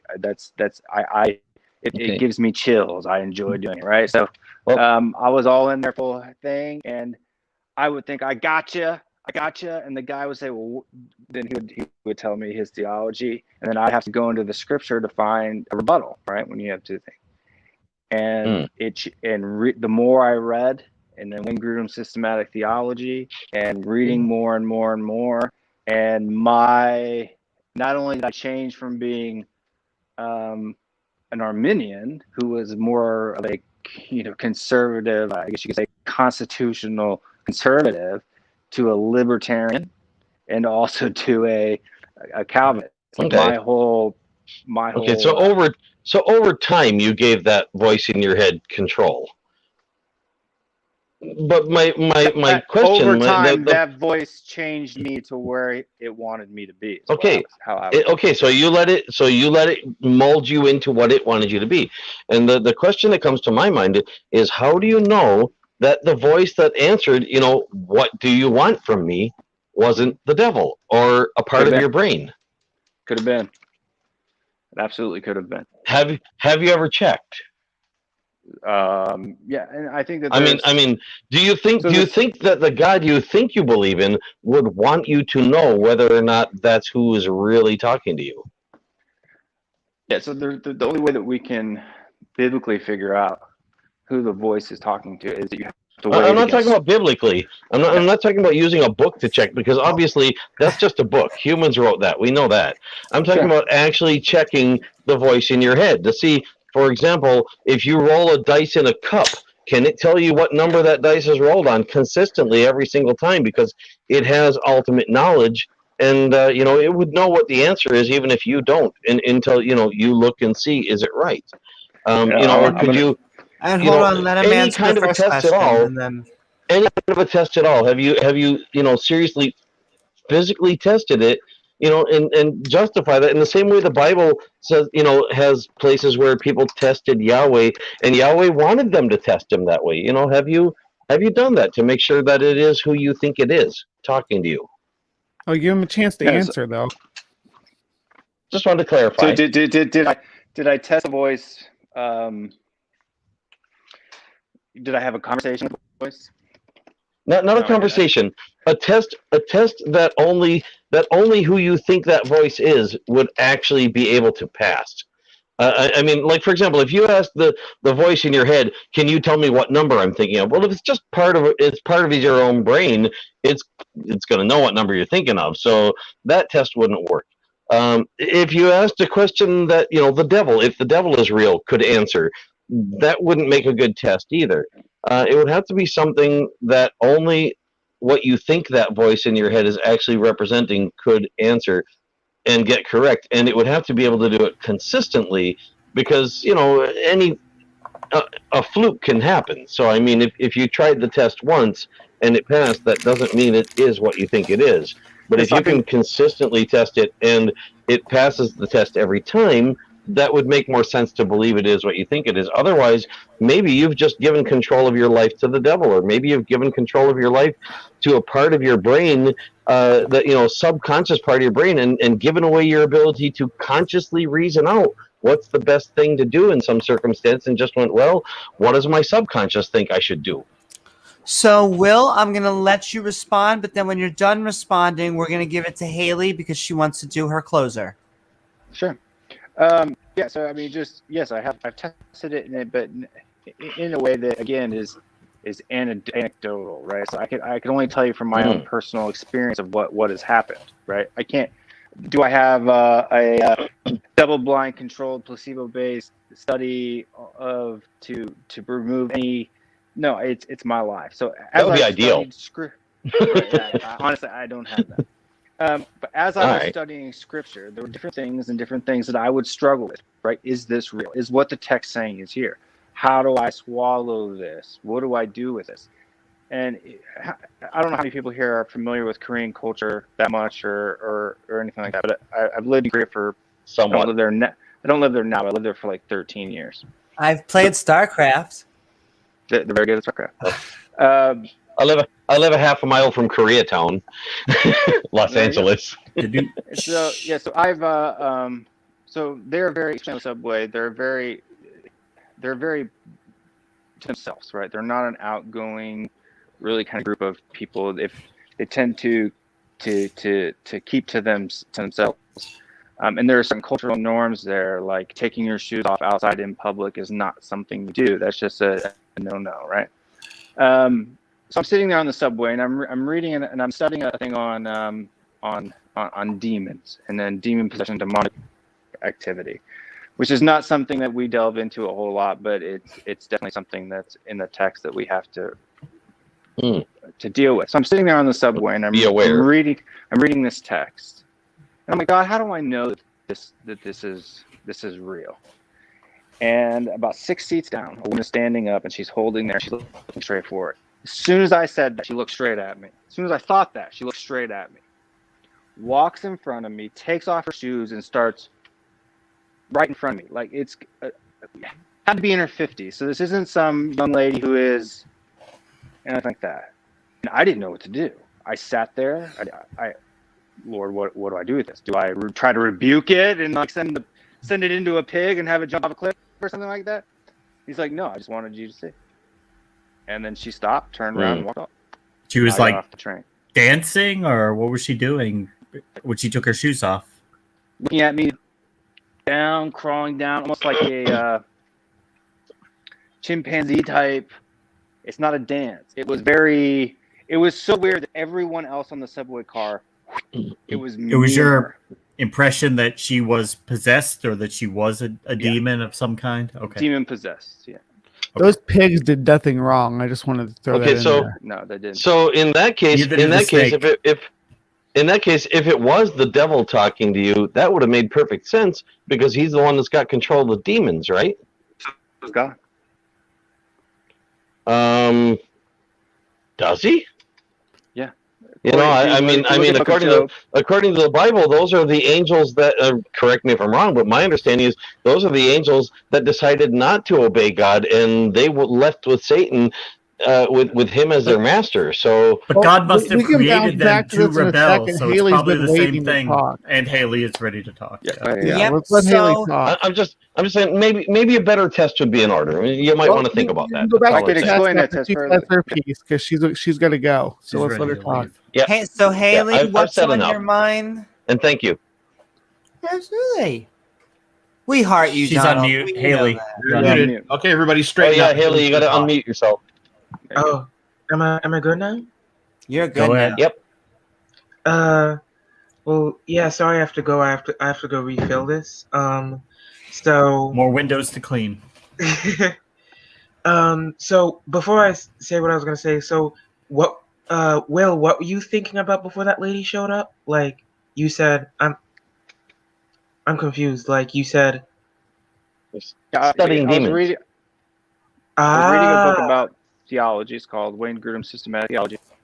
Yeah, and I was reading the section on angels and demons, Mm-hmm. and I was struggling. So what it is basically an exegesis of scripture. So it gives the theological viewpoints, and then it also gives a bibliography and of where the scripture talks about this specific topic. If you're really interested in studying the theology to blow it to pieces, that's a really good book it really breaks it out by topic. It's a really good thing to use as a reference. But What's it called? But yeah, that's so I was on the section. Wayne Grudem's Systematic Theology. Systematic theology. Okay, I got it. Because what I was gonna say It's is like a 1,000-page book. It's big. Oh wow. Oh dang. I'm gonna get the audio. It is interesting to note that the section you were reading was on angels and demons, and whatever, if something did send something your way, what it chose to send was the demon rather than the angel. Maybe it didn't have control over the angel. He asked to see a demon. Oh, you asked for the demon. Okay, Yeah. I think I missed that part or forgot that part. You know what, maybe you like, should have asked for the angel. Try the angel next time. See what happens. Psychological priming. It's I've been called one lots of times, by the way. So have I. for On this program. supernatural Sorry, didn't mean to interrupt. experiences or what have you.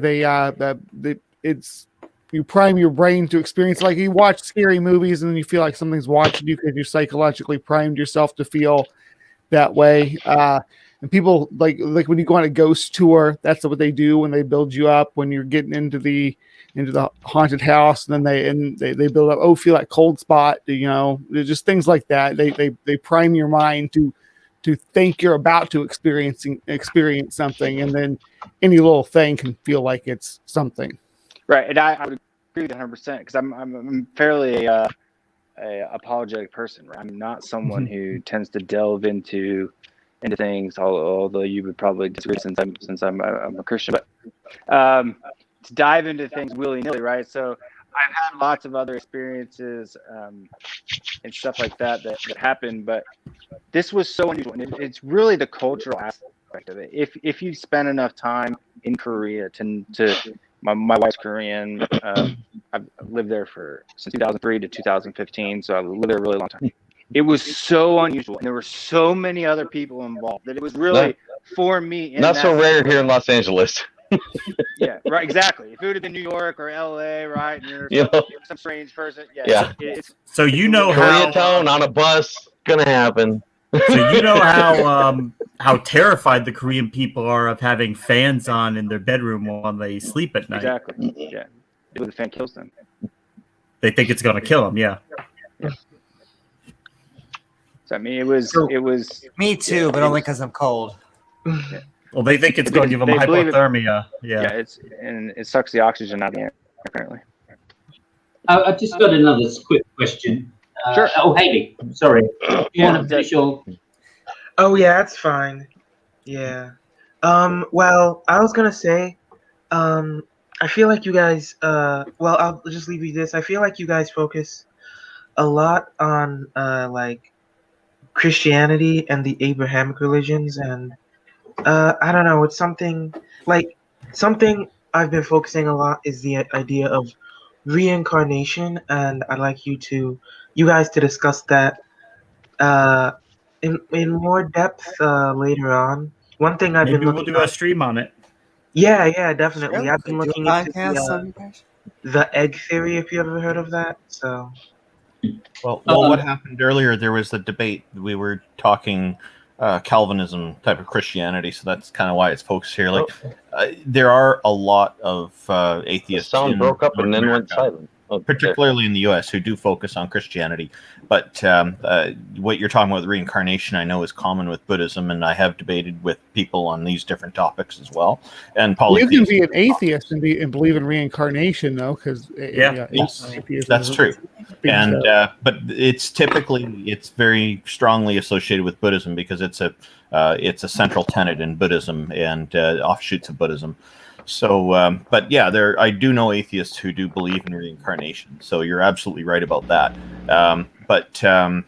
Yeah, there's because that's more into the realm of skepticism, I would say, than really what atheists are typically going to deal with. But yeah, different religions are definitely topics I would like to get into as well, because I do find that most of the demographic on YouTube seems to be focused on very strongly on Christianity because it's so prevalent in the US and because so many Americans are involved in YouTube discussions more so than a lot of other places. But as the world grows, we start to see more creeping in.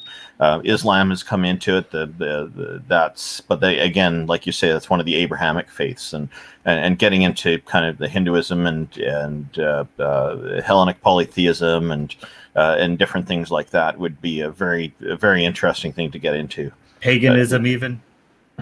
Yep.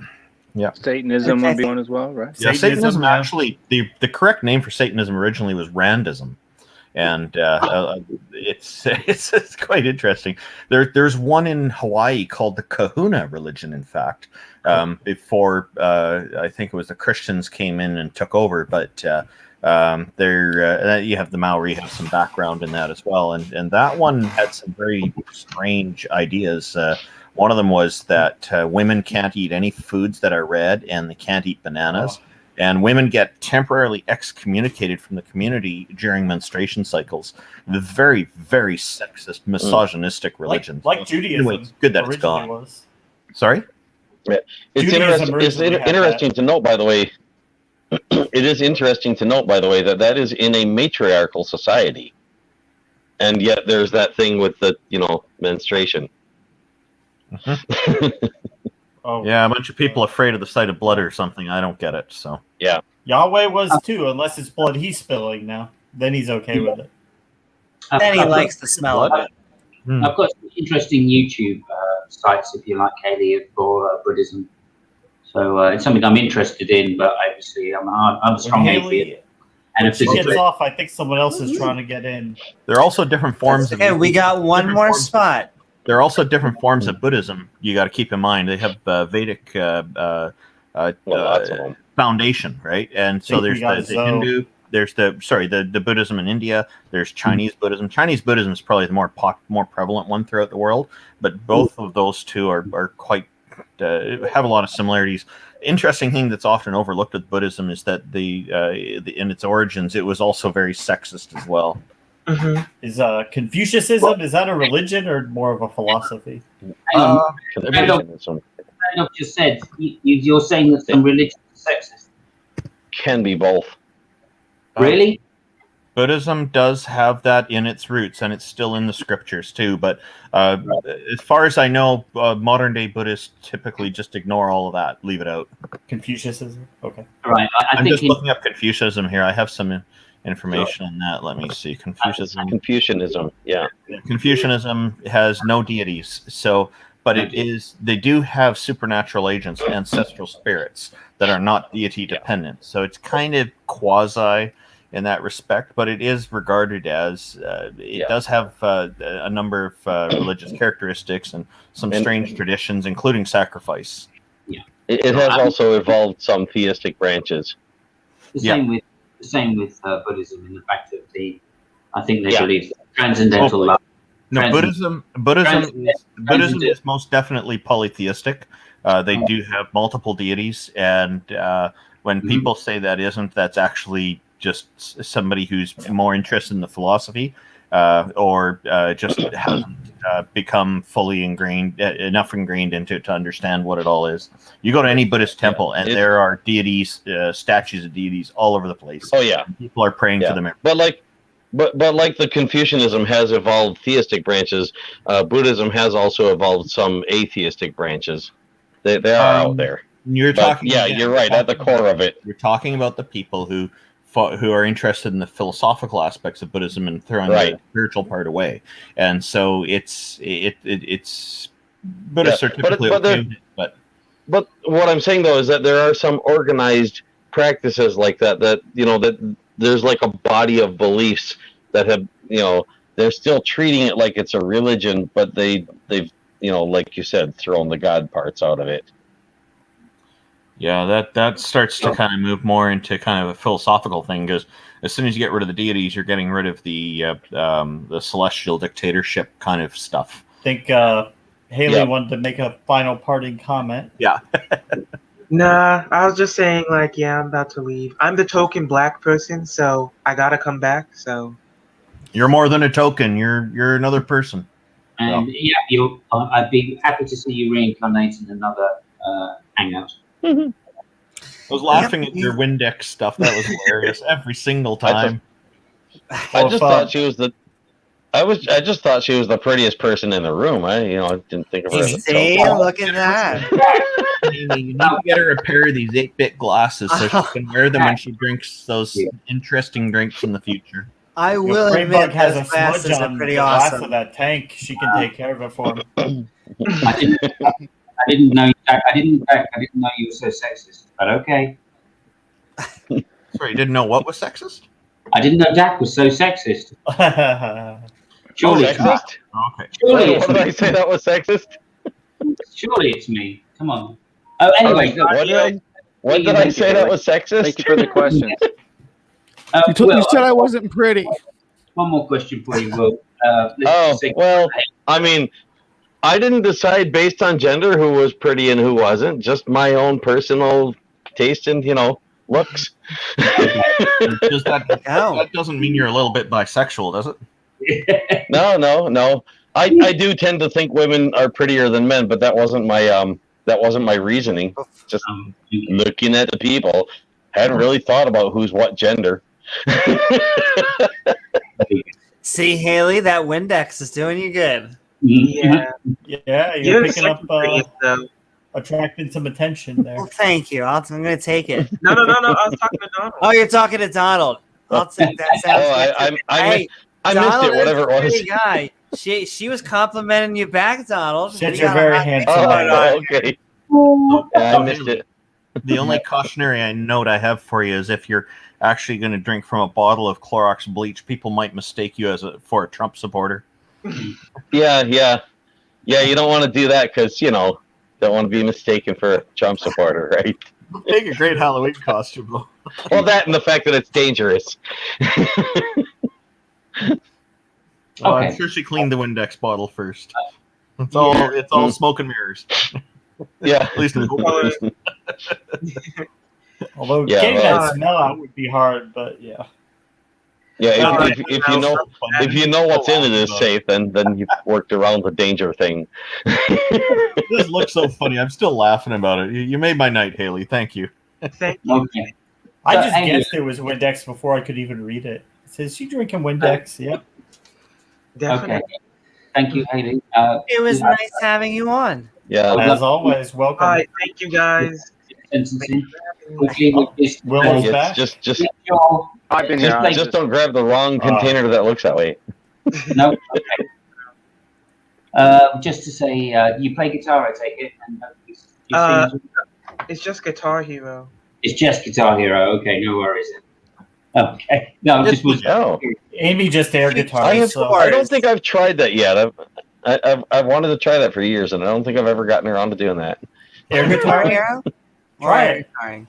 No, the Guitar Hero. I know of it. It's like an old thing. It's been around for ages, and yeah, never got to try that. I've had world records in video games and never tried that one. Well, there you I go. think You, they you feature missed Guitar your They're Hero. the real heroes. Yeah. I It's speedrun occasionally. challenging. That's the The story. Wizard, 1993, the movie. That was. It's very challenging. I know You that. see that movie? As a guitar player, I can come nowhere near to doing that game. I can I've always nowhere wanted to learn. Sounds like a challenge. go for it by all means. Anyway, It's a dildo. You're brave enough. and I joke, but then I just wanted to ask Will one last question from me anyway, which is a kind of change in topic direction, but hopefully it'll open up some interesting areas, which is to say, do you say you're into listening to the modern day debates, etc. So do you have, what is your favourite philosophical argument for the existence of God? Would you say transcendental, ontological, contingent, cosmological? Dawkins. Darth. Are you asking me or asking No. Will? I'm asking Will. Okay. Because I So have you- I have the op- what I the think is a opposite compelling argument position? against it, but go ahead. Yeah, of course. My AirPods are kind of cut out on your first half of the question. So what was? Well, I was The going to first say you listen to the debates and things. Presumably, you have some idea of the philosophical arguments for the existence of God. And I was wondering which one was your favourite and why. Well, not necessarily why, because it would be obvious when you say which one. But do you think that that's some kind of a good indicator of God's existence, and does that help you to believe? No, I wouldn't say that I've garnered any of my theology out of any of the philosophical arguments. I think that some of them can be interesting. Obviously, as a Calvinist, we believe in the inerrancy of Scripture, and the Scripture is the one and only authority. So, the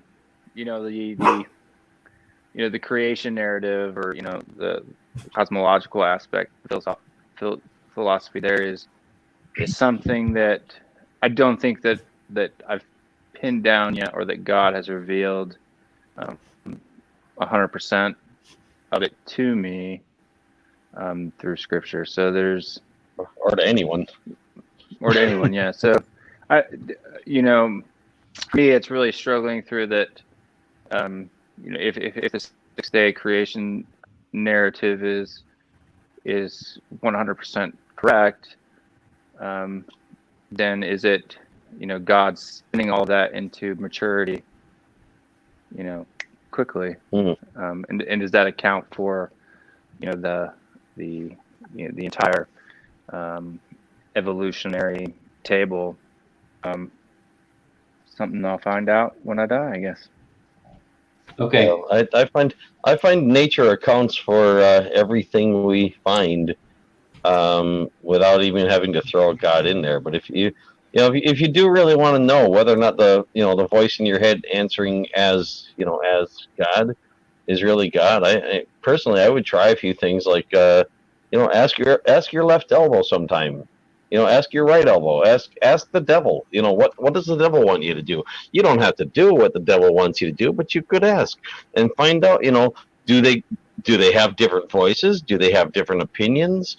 I mean, even if they do have different voices and different opinions, it doesn't mean that they are what they're claiming to be. They could still be parts of your brain. Right. But do some So we still experiments and wouldn't know. find out. See what you can learn.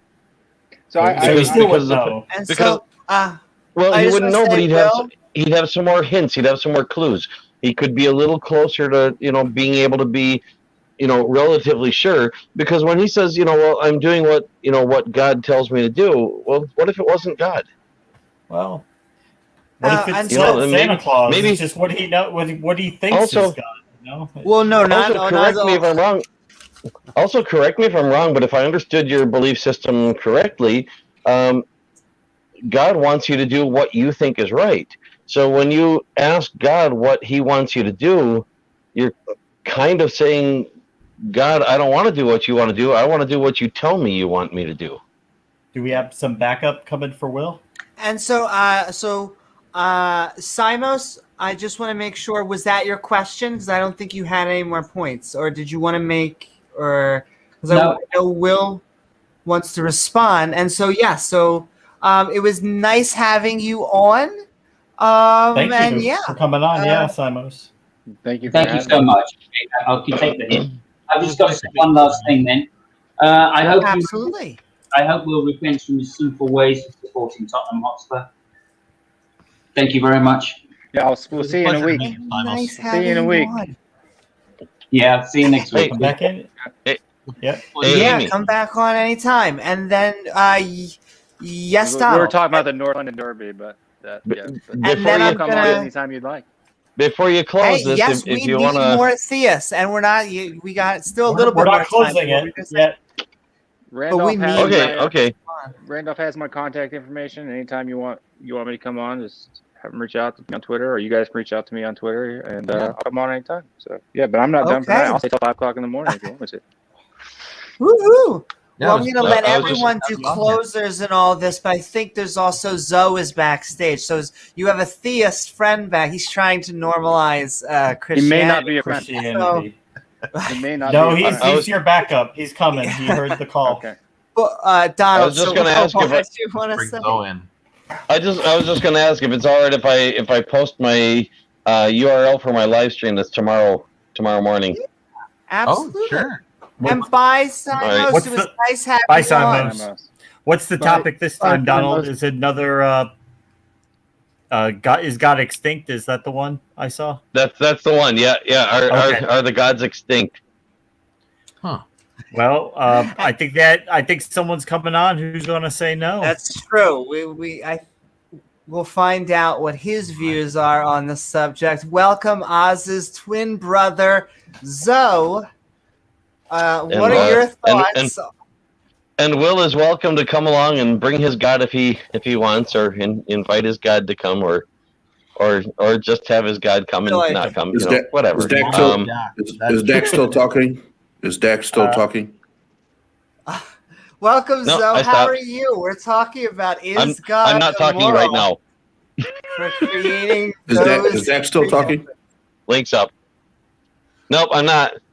You can't hear me. Oh, this is sounding chaotic. Yeah. wow. Okay. Will, I'm here. I couldn't resist. Will, Go I'm, ahead, Demolish. I'm here. You go ahead and talk. And anytime Dak starts to talk, I'll jump in. All right, sounds good. I like answering questions, so yeah. If people have Okay, questions, so Randolph, Brain Bug, anybody else have a question? I feel like Donald, do you have a question for Zoe? There's two. Now we have two Christians. in. Demolish Doc, you could ask him a question. How's your day going?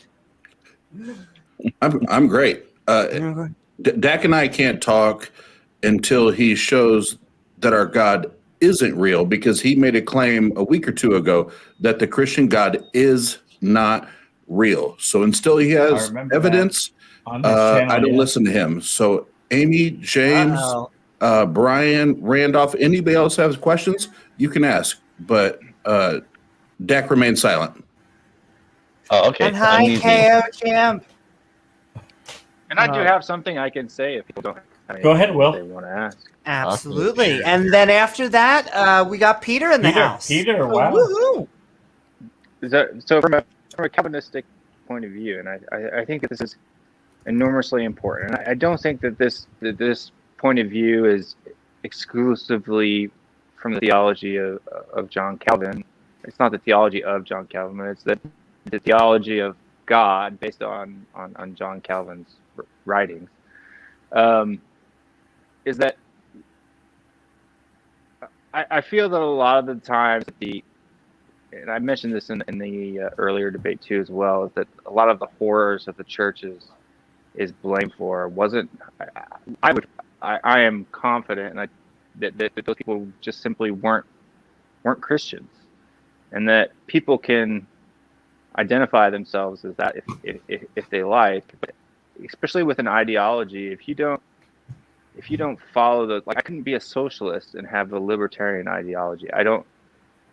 They're antithetical to each other, and to judge someone or to feel a level of superiority, and that's really where, if you look at the history of Calvinism and where it came from, it really budded out of an extreme hatred for the Catholic Church. John Calvin was very derogatory towards the papacy. That's where that whole word even came from. It was the idea that how prideful and absolutely blasphemous is a man who says that he's the only one that can speak for God, right? And other Christian worldviews, if you believe in that you made the choice, then it gives you some type of moral high ground, if you will, to be able to belittle and judge others in a way that Christ himself didn't do. And I think that's to me, that's really what had me switch over to Calvinism, is as I started to learn more about it in order to debate against it, and really looking at the scripture and seeing how Jesus interacted with his culture there in Jerusalem at the time or the surrounding areas. It just really, right, and then growing up in a fundamental type background, and then reading the letters of Paul and saying it doesn't matter what you eat, or it doesn't matter what you put in your mouth, it's what comes out of your heart that's the problem. Could I ask a question real quick, sure. Will, while you're going? Will, wasn't it great? Wasn't it great to be able to talk and not be interrupted? Sure, but I don't mind. That is good. That was fantastic. That was good. Fantastic. Will, when you were trying to debate against Calvinism before you converted, what was your problem with Calvinism? What was it about them that you didn't like at the time, but then you eventually warmed up to? Ignorance, the concept of once saved, always saved, right? So preservation of the saints was probably my biggest sticking point, that you can choose free will, that you couldn't choose to not be a Christian, right? If you were a Christian, that you could become one and then fall away. Now that's the thing I get into with Calvinists a lot is they'll tell me that I was never really a Christian because I'm not a Christian anymore. Because if I was, then their doctrine says I would have stayed a Christian.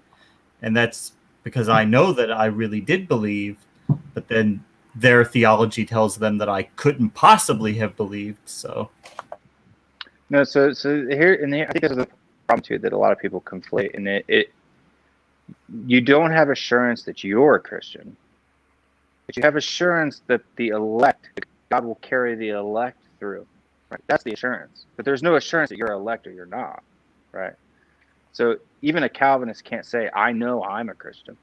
If they say that, then they're not a good Calvinist. Now, I was reading about the elect, that there's a way to become born again and then get yourself to become elect. Is that part of the Calvinism that you practice, No. or is that not Calvinism at all? I haven't heard that theology. There may be other branches. Okay. You have to understand that. So even John Calvin himself didn't necessarily. There were no the tulip, the 5 tenets of Calvinism, or the 5 points is what they call them. The 5 points There are itself branches was like a reaction to, Arminius, who said, here are my 5 points against Calvinism, right? And then the Calvinists, the people who followed that Reformed theological viewpoint, brought in 5 points to combat the Arminian viewpoint, right? And so I'm gonna bring in Peter. Excellent. How are you doing? I'm doing fine. Hi, How Peter. you doing? Oh boy. I was watching the David That's my Kronos question. show for a Oh, while, that. and then Demolished Dak joined, and so I had to jump in.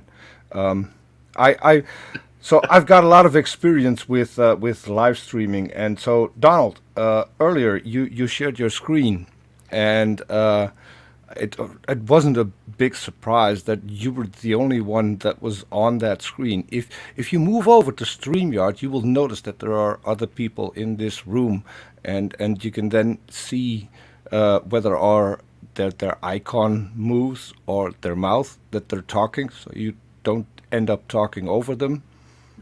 That's help. It's just a I technical didn't share thing my that screen. I'm not sure what you're referring to. You pointed your you camera. I'm doing this on my phone. I don't even know how to share my screen on here. Yeah, you pointed your phone towards your computer, which had you on screen. Oh yeah, that's not this. That's my other computer. That's not having anything to do with this. He just likes to look. He likes to look at himself. I get it that you like to look at yourself, but he likes to see himself. No, and actually, hear I was. himself. No, actually, I was testing how well I could aim my phone. I think it's more even that he likes to hear. That he likes to hear himself. Dak loves him some Dak. See, yes, that's that one. That's that well, one. I was just mentioning it. If you do that on your computer, you have a bigger screen, and by people moving their mouth, you can see that they're talking, which means that you shouldn't be talking. Which you guys are going to rub Dak the wrong way. Yeah, except you guys are really except that my, the wrong way, aren't you? Except that the one on my computer lags way behind. You wouldn't be able to see that from me aiming it on there right now, but it shows you talking right now while you're not. Well, I was, but that's because you were talking, and I don't hear you. No, but I okay. Now so demolished Dak. Because I see you talking, and I don't hear you, so I got to check my audio. Demolished Dak while he's checking that he's still over talking. Have you figured out what Dak stands for? I think I have. Well, I have my reservations. Okay, I got it working again. I think it stands for Darth Kronos. Oh. That's my guess. Gross! Wow, that's my initials. I was not expecting that at all.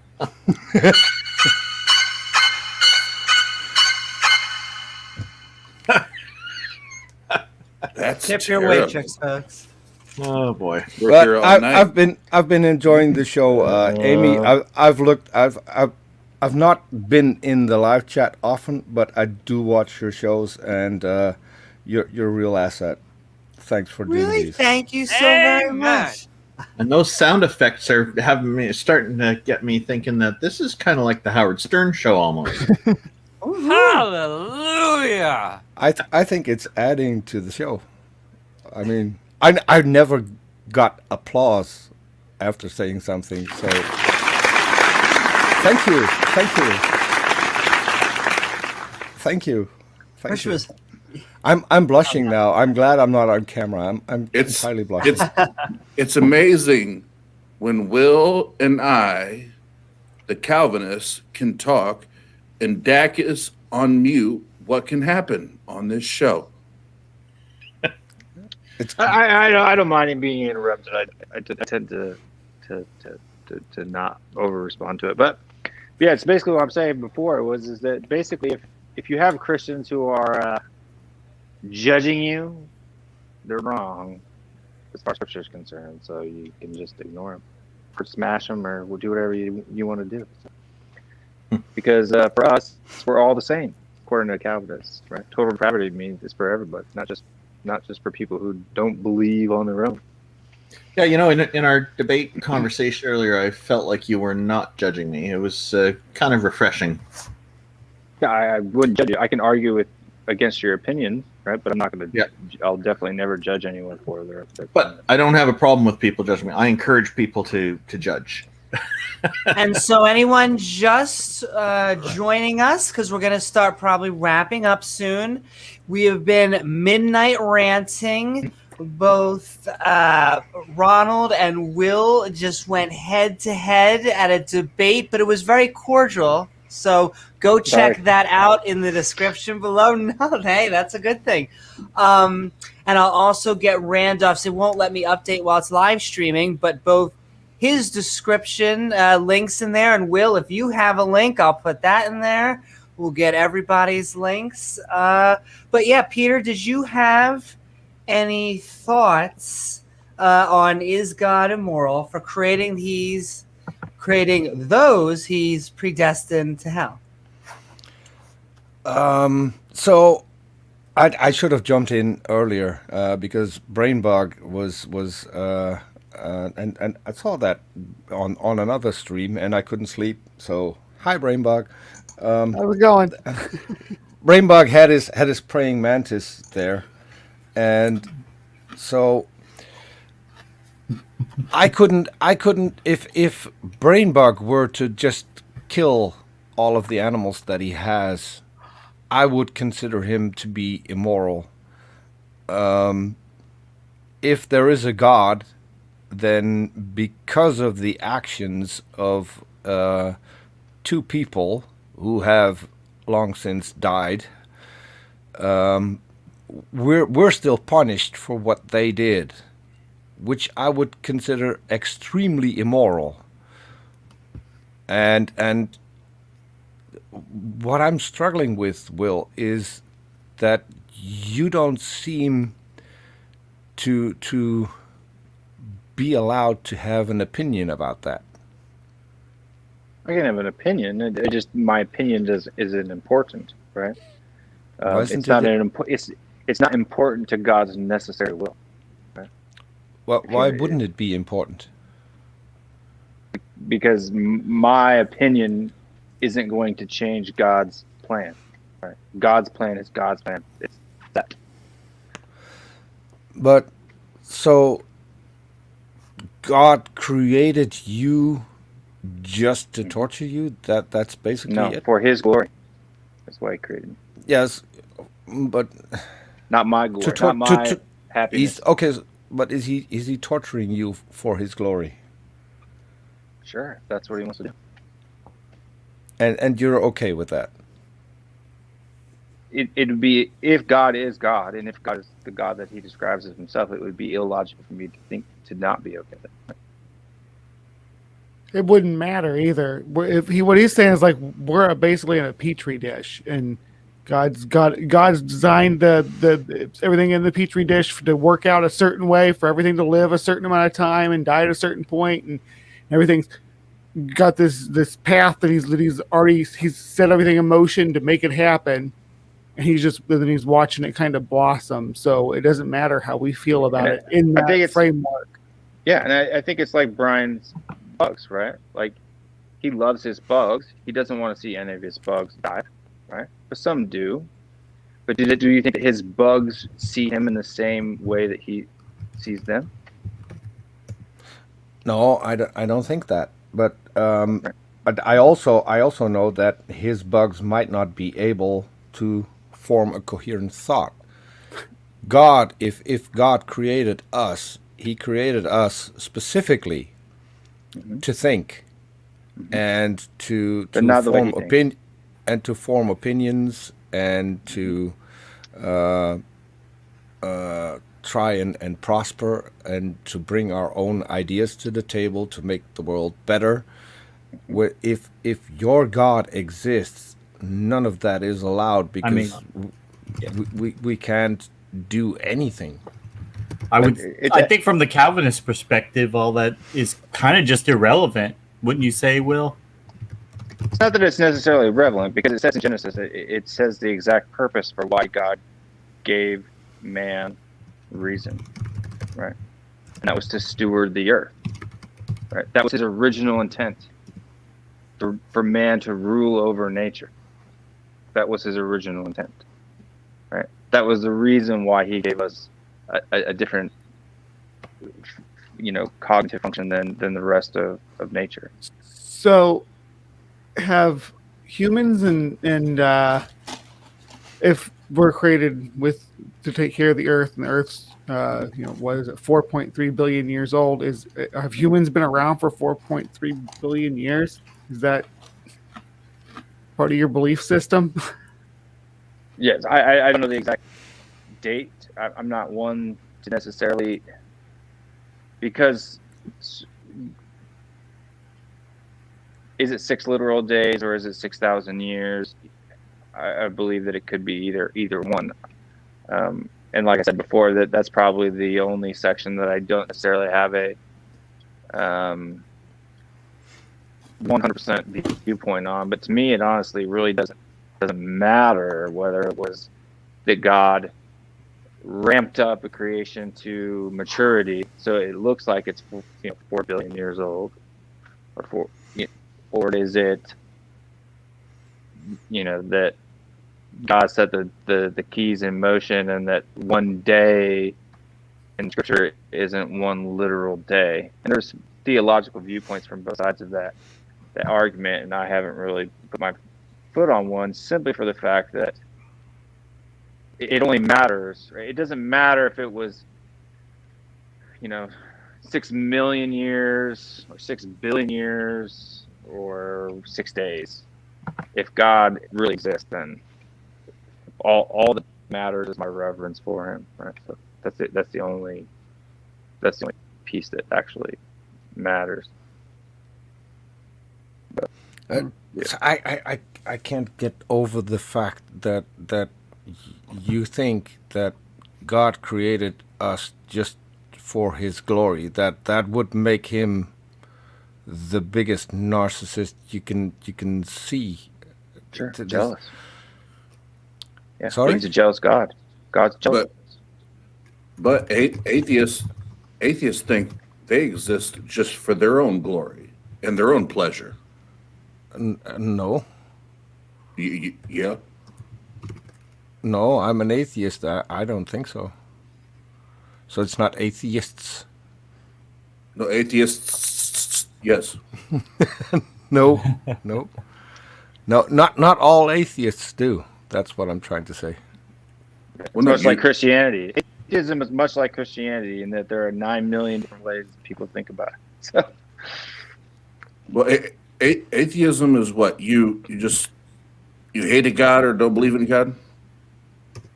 No, some believe that there may be a God. Don't believe in deities. No, I'll tell you right now, though, that I've attended to other people's pleasure on many occasions. So have I. You've what? I've attended to other people's pleasures on many of occasions. So I don't just exist for my pleasure. We've got the queen of debauchery in the room right now with us. So I do what I can. yeah. Well, that's quite a title. That's royal debauchery then. The Sultana of Sodomy. At the end of the day, you're looking out for what's best for you. Sodomy is what's best for us. Is that right? That's from the Christian. I like where this conversation right up your alley, Amy. I don't think it's what's best for you. I think it's just what surprises me about where this conversation is going is I don't see anybody drinking anything other than somebody drinking Windex earlier. I'm having coffee. Because I can't sleep, so I might as well drink coffee. I had a bottle of Rosa. We're atheists. We don't need alcohol to be debaucherous and evil. It's just who we are. Nope. Yeah, you are the devil. You are the devil. And I don't. Amy I don't worships have to him. drink alcohol to act like I'm drunk. So that's also a thing. Thanks, Dick. I meant Peter. To answer Demolished Dak's question earlier, yeah, I don't believe in deities. That's what it means to me. So, Will, do you have a preferred drink? I like craft beer. I'm a beer guy. I like to drink beer. Yeah. Any favorites or go-to beers? It depends. Are we talking about my weekend? Have kind of go sure. all out beer or just my regular daily, whatever's in the fridge. I think. Why don't you Blue tell Moon- us both? Your Blue Moon is the daily bad- drinking and your Yeah, special Blue- occasion. Blue Moon is probably the daily occasion, and then on the weekends I just like to go to the craft beer store and just grab 2 or 3 bottles of something I've never had before and try it out. So. Well, praise God. I do that too. I like Blue Moon. I like the Blue Moon coffee with the coffee in it. That's delicious. Sounds good.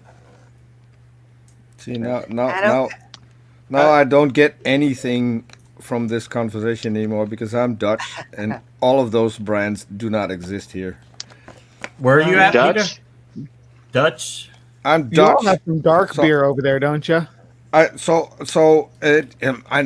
not just trying to be facetious, Will, not trying to be insulting, but I think I have to apologize to everyone because of us. We're having this conversation because Calvin was Dutch. Sure. You don't have to apologize. Well, Hey, you got a request, Peter. How do you take a coffee? in a mug, large. Yeah, I would like to try one day that but that I- beer that Aaron Ra had brewed just for him with his I- name. I- Do they still make that, Peter? No. So the guy who made that promised to whip up another batch, but as far as I know, Arden hasn't gotten it yet. And I mean, I would pay like I've been open money. I've been talking to him because I literally went. I did everything there is to do in order to brew beer at the local brewery. So he should switch to Grolsch. I know. Good. I like know. Grolsch I is love good. girls. Hey, Peter, did you scare Hard to Dak find away? in America anymore. Did I what? Did you scare Dak away? I don't know. I have that ability to scare people away, but I'm not sure if Usually I did that. Christians. I don't know. But Peter, you don't have to apologize for John Calvin, but you do need to apologize for Stephen Where'd Bergman. Doc go? Oh, Dak. I do need to apologize for who? Demolish Steven and Peter. So we now know. We now know We the found the remedy. crypt. We We found know the the kryptonite. Peter Kryptonite. and Demolish. Bam, bam. Do you know who I'm Stephen sure he just Bergman had is? internet issues. He'll be right back. Don't worry. And Donald, if you did Don't. leave, I'll shout out to Donald's stream tomorrow at 1:25 p.m. He's doing another episode of Inviting God. So there you go. This Go, one is check is out got Eminent extinct. I Reflection. think he's got it coming up. Is got extinct. Can I make a slight comment? I don't think You God's can. gonna show up because God doesn't like to be overtalked. Oh, sorry. That's not Darth That's Dawkins. probably true. That's probably a fair statement. It's not Darth Dawkins. Same with Aaron Ra. Don't ever talk to me. And okay, guys, we're coming up soon on hour 3. So my Favorite drink? question Did we get for everyone's all favorite of you drinks is, yet? do you want to get everyone's favorite drinks? But I want to go in reverse order or whatever order. I would like Will and Randolph to have the last say, except for my little derpy outro. All right. But everyone else, how are we? We Open doing bar, and Amy is this? serving. Open bar. I know. So we've gone Come from on open mic down. to open bar. We've gone from open mic to open bar. This is progress. That's funner. So Zoe, Peter, Brainbug, James, any of you guys, is God immoral for creating those he predestines to hell? Whoever starts, just tell me when you're done, and we'll keep on moving down. I don't think that within the framework of the universe that Yahweh actually existed, that he could be immoral, because like I was saying, we're basically a petri dish to him. So I don't think that that would work that way. But again, I don't think that that's actually the nature of the universe. Okay. Hopefully not. Maybe. Done. And so whoever wants to go next, James, Zoe, Peter. If Anything to say, Peter? Or did you want to ask yeah. people's favorite drinks? Well, I think the God of the Bible, and I don't care which Christian denomination you're part of, the God of the Bible is immoral, and so because of the fact that we are given the ability to think, and we are given the ability to define our own morality. Based on that, we can a God that is condoning and endorsing slavery, child rape, what have you in the Bible, genocide, murder. I wouldn't see how you could say that particular God is moral. And also, Demolish Dak, you should start a channel. I'd watch that. Okay. Well, speaking of that, Christian apologetics or anti-Dak, a whole channel devoted to countering Dak. It could be just stand-up comedy. I like a sense of humor. He does have one of those, yeah. Speaking of Zoe or Demolish Stacker, did you have any final thoughts for the night? Is God immoral for creating those? Normalize Christianity. Well, let me tell you something, brothers and sisters. Brothers and sisters, sisters and brothers. Will brought the truth tonight. Will demolished Randolph tonight. And that's what you need to know about the need to know what about you need to know. And Peter, we'll have a channel. We'll have a channel. Great. And you can tune in and be tuned in to the tune in. Okay? That's what you need to know. Definitely. So I'm a fan, a big fan, one of the biggest fans of Amy and James and the channel they have. And that's all that you need to know. And guess what? Demolish Dak. And when he learns to have one or two sentences and shut up, he'll be good. He'll be good. He'll be good. Love y'all. I love this guy over here. Dak's back. Great. So speaking of that, it's absolutely perfect timing. My father gave me a Donald. small loan of $1 million. Just a tiny little. Donald, I gave a shout out for your stream at 1:25 tomorrow. So time for closers. Is God immoral for creating those he predestines to hell? What are your thoughts? And when you're done, tell me. We'll hand it off to Randolph, and we'll give Will the last word. I'm really rich. So, Donald, what are your thoughts? Is God immoral for creating those he predestined to hell? Yeah. I'll move you up so I can see you. What's your thoughts? Well, I don't think it actually happened, but if it did happen, then yeah, that was a terribly. I don't think it actually happened, but if it did happen, yeah, that was a terribly immoral thing. My hair is better than his hair. You know, That I mean, somebody can say all they want that somebody can say all they want that I'm not in a position to judge a God that supposedly created me. But you know, if I created a computer program and I put characters in that computer program with the ability to judge right from wrong by their own definition of right and wrong as they figure it out, then they would be perfectly right to judge me as good or evil in their own way, just like I can judge that God as good or evil, whether he created me or not. I don't think he did, but yeah, I'd say that was an immoral, evil thing to do if it actually happened at all. Hallelujah! Let me talk. Quiet. Okay. That I like the sound of that, Donald. And with that, we are gonna hand it off to our final two debaters. I'm gonna hand it off to Randolph, and since we had a whole bunch of atheists, we'll finish off with Will before I give my little derpy outro. So Randolph, is God immoral? This feels like a Howard Stern show episode. I love it. I love Howard Stern. He's great. Yeah, all these sound effects coming in and people giving each other a hard time. It's hilarious. Get out of here. Get out. Out. All right, I just need some Amen. curbing. We need keeping up or is it curbing your enthusiasm theme song music for the awkward moments now? That's all that's missing. Of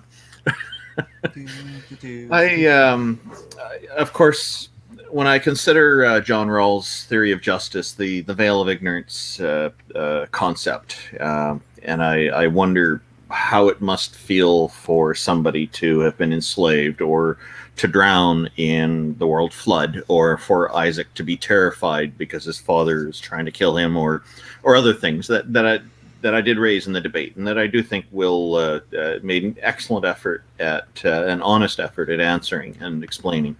When I look at those things, I think that, this is not how somebody who has morality, as far as I understand morality, in mind. They certainly don't have people's best interests in mind. And that's usually, to me, a big red flag that there is a morality problem right at the foundational level. Thank you for having us on and hosting all of this, Amy.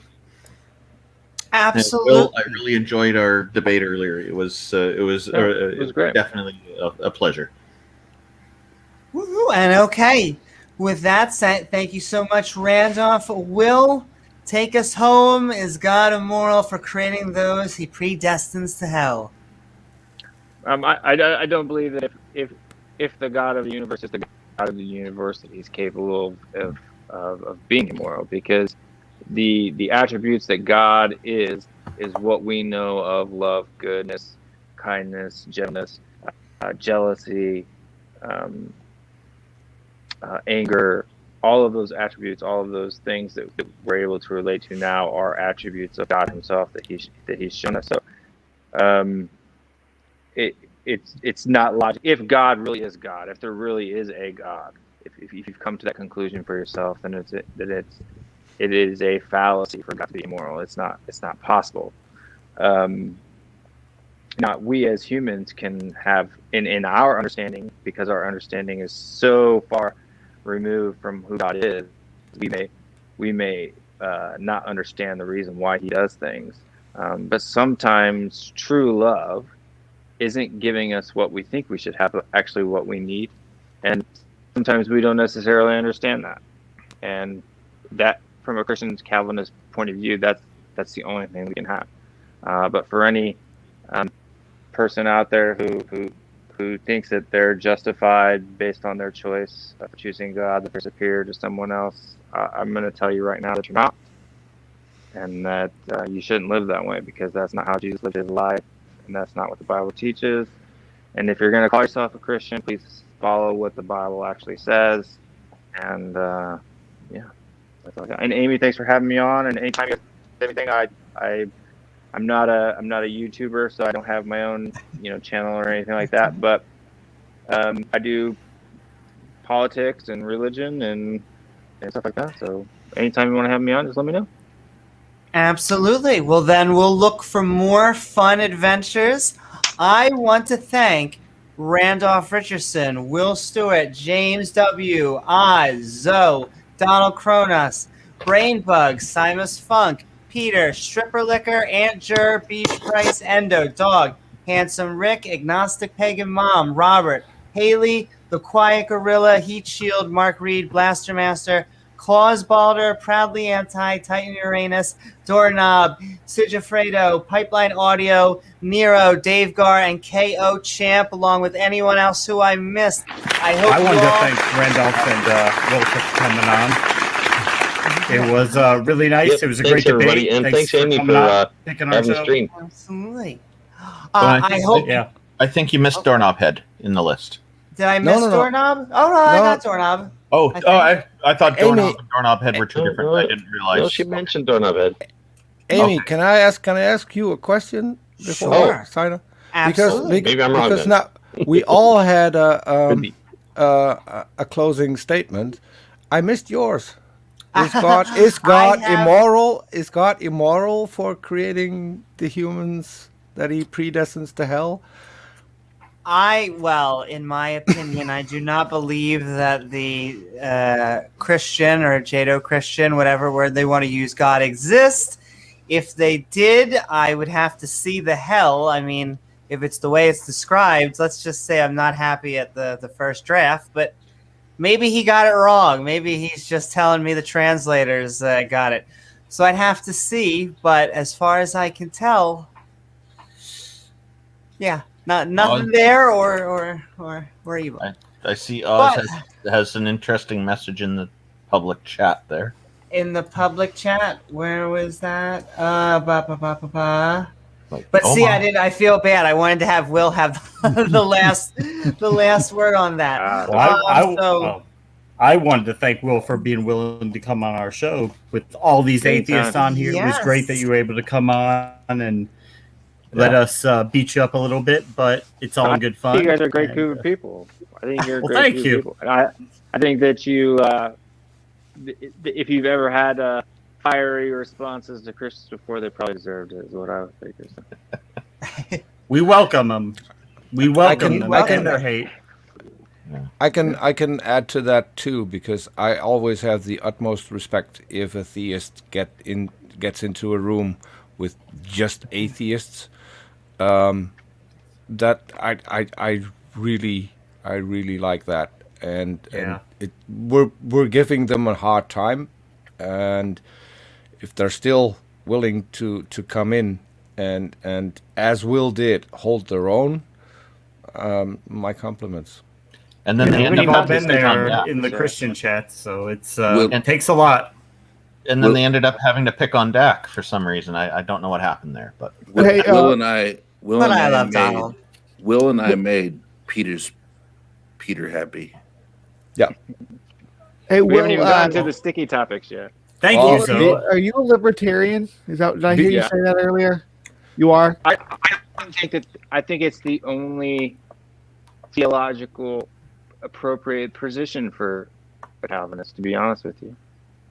Okay. I don't think you can take any other position. And you discussed you like debate as a libertarian. I got people always looking for someone to debate with. Politics on the libertarian side point, right? Yeah, from a theist viewpoint, which is very odd because most libertarians are atheists, to be honest with you. Yeah. Most of them.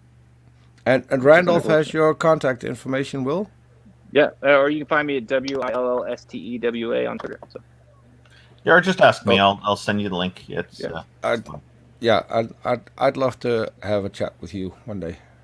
Sure, anytime. Yeah. There's also a Christian I know who would probably be interested to have you on his show, so I was meaning to introduce you to him as well. Yeah, anyone you'd like. I thought you'd enjoy it. So he's a nice guy too. Well, thanks again, guys. It was a fun chat. Yes.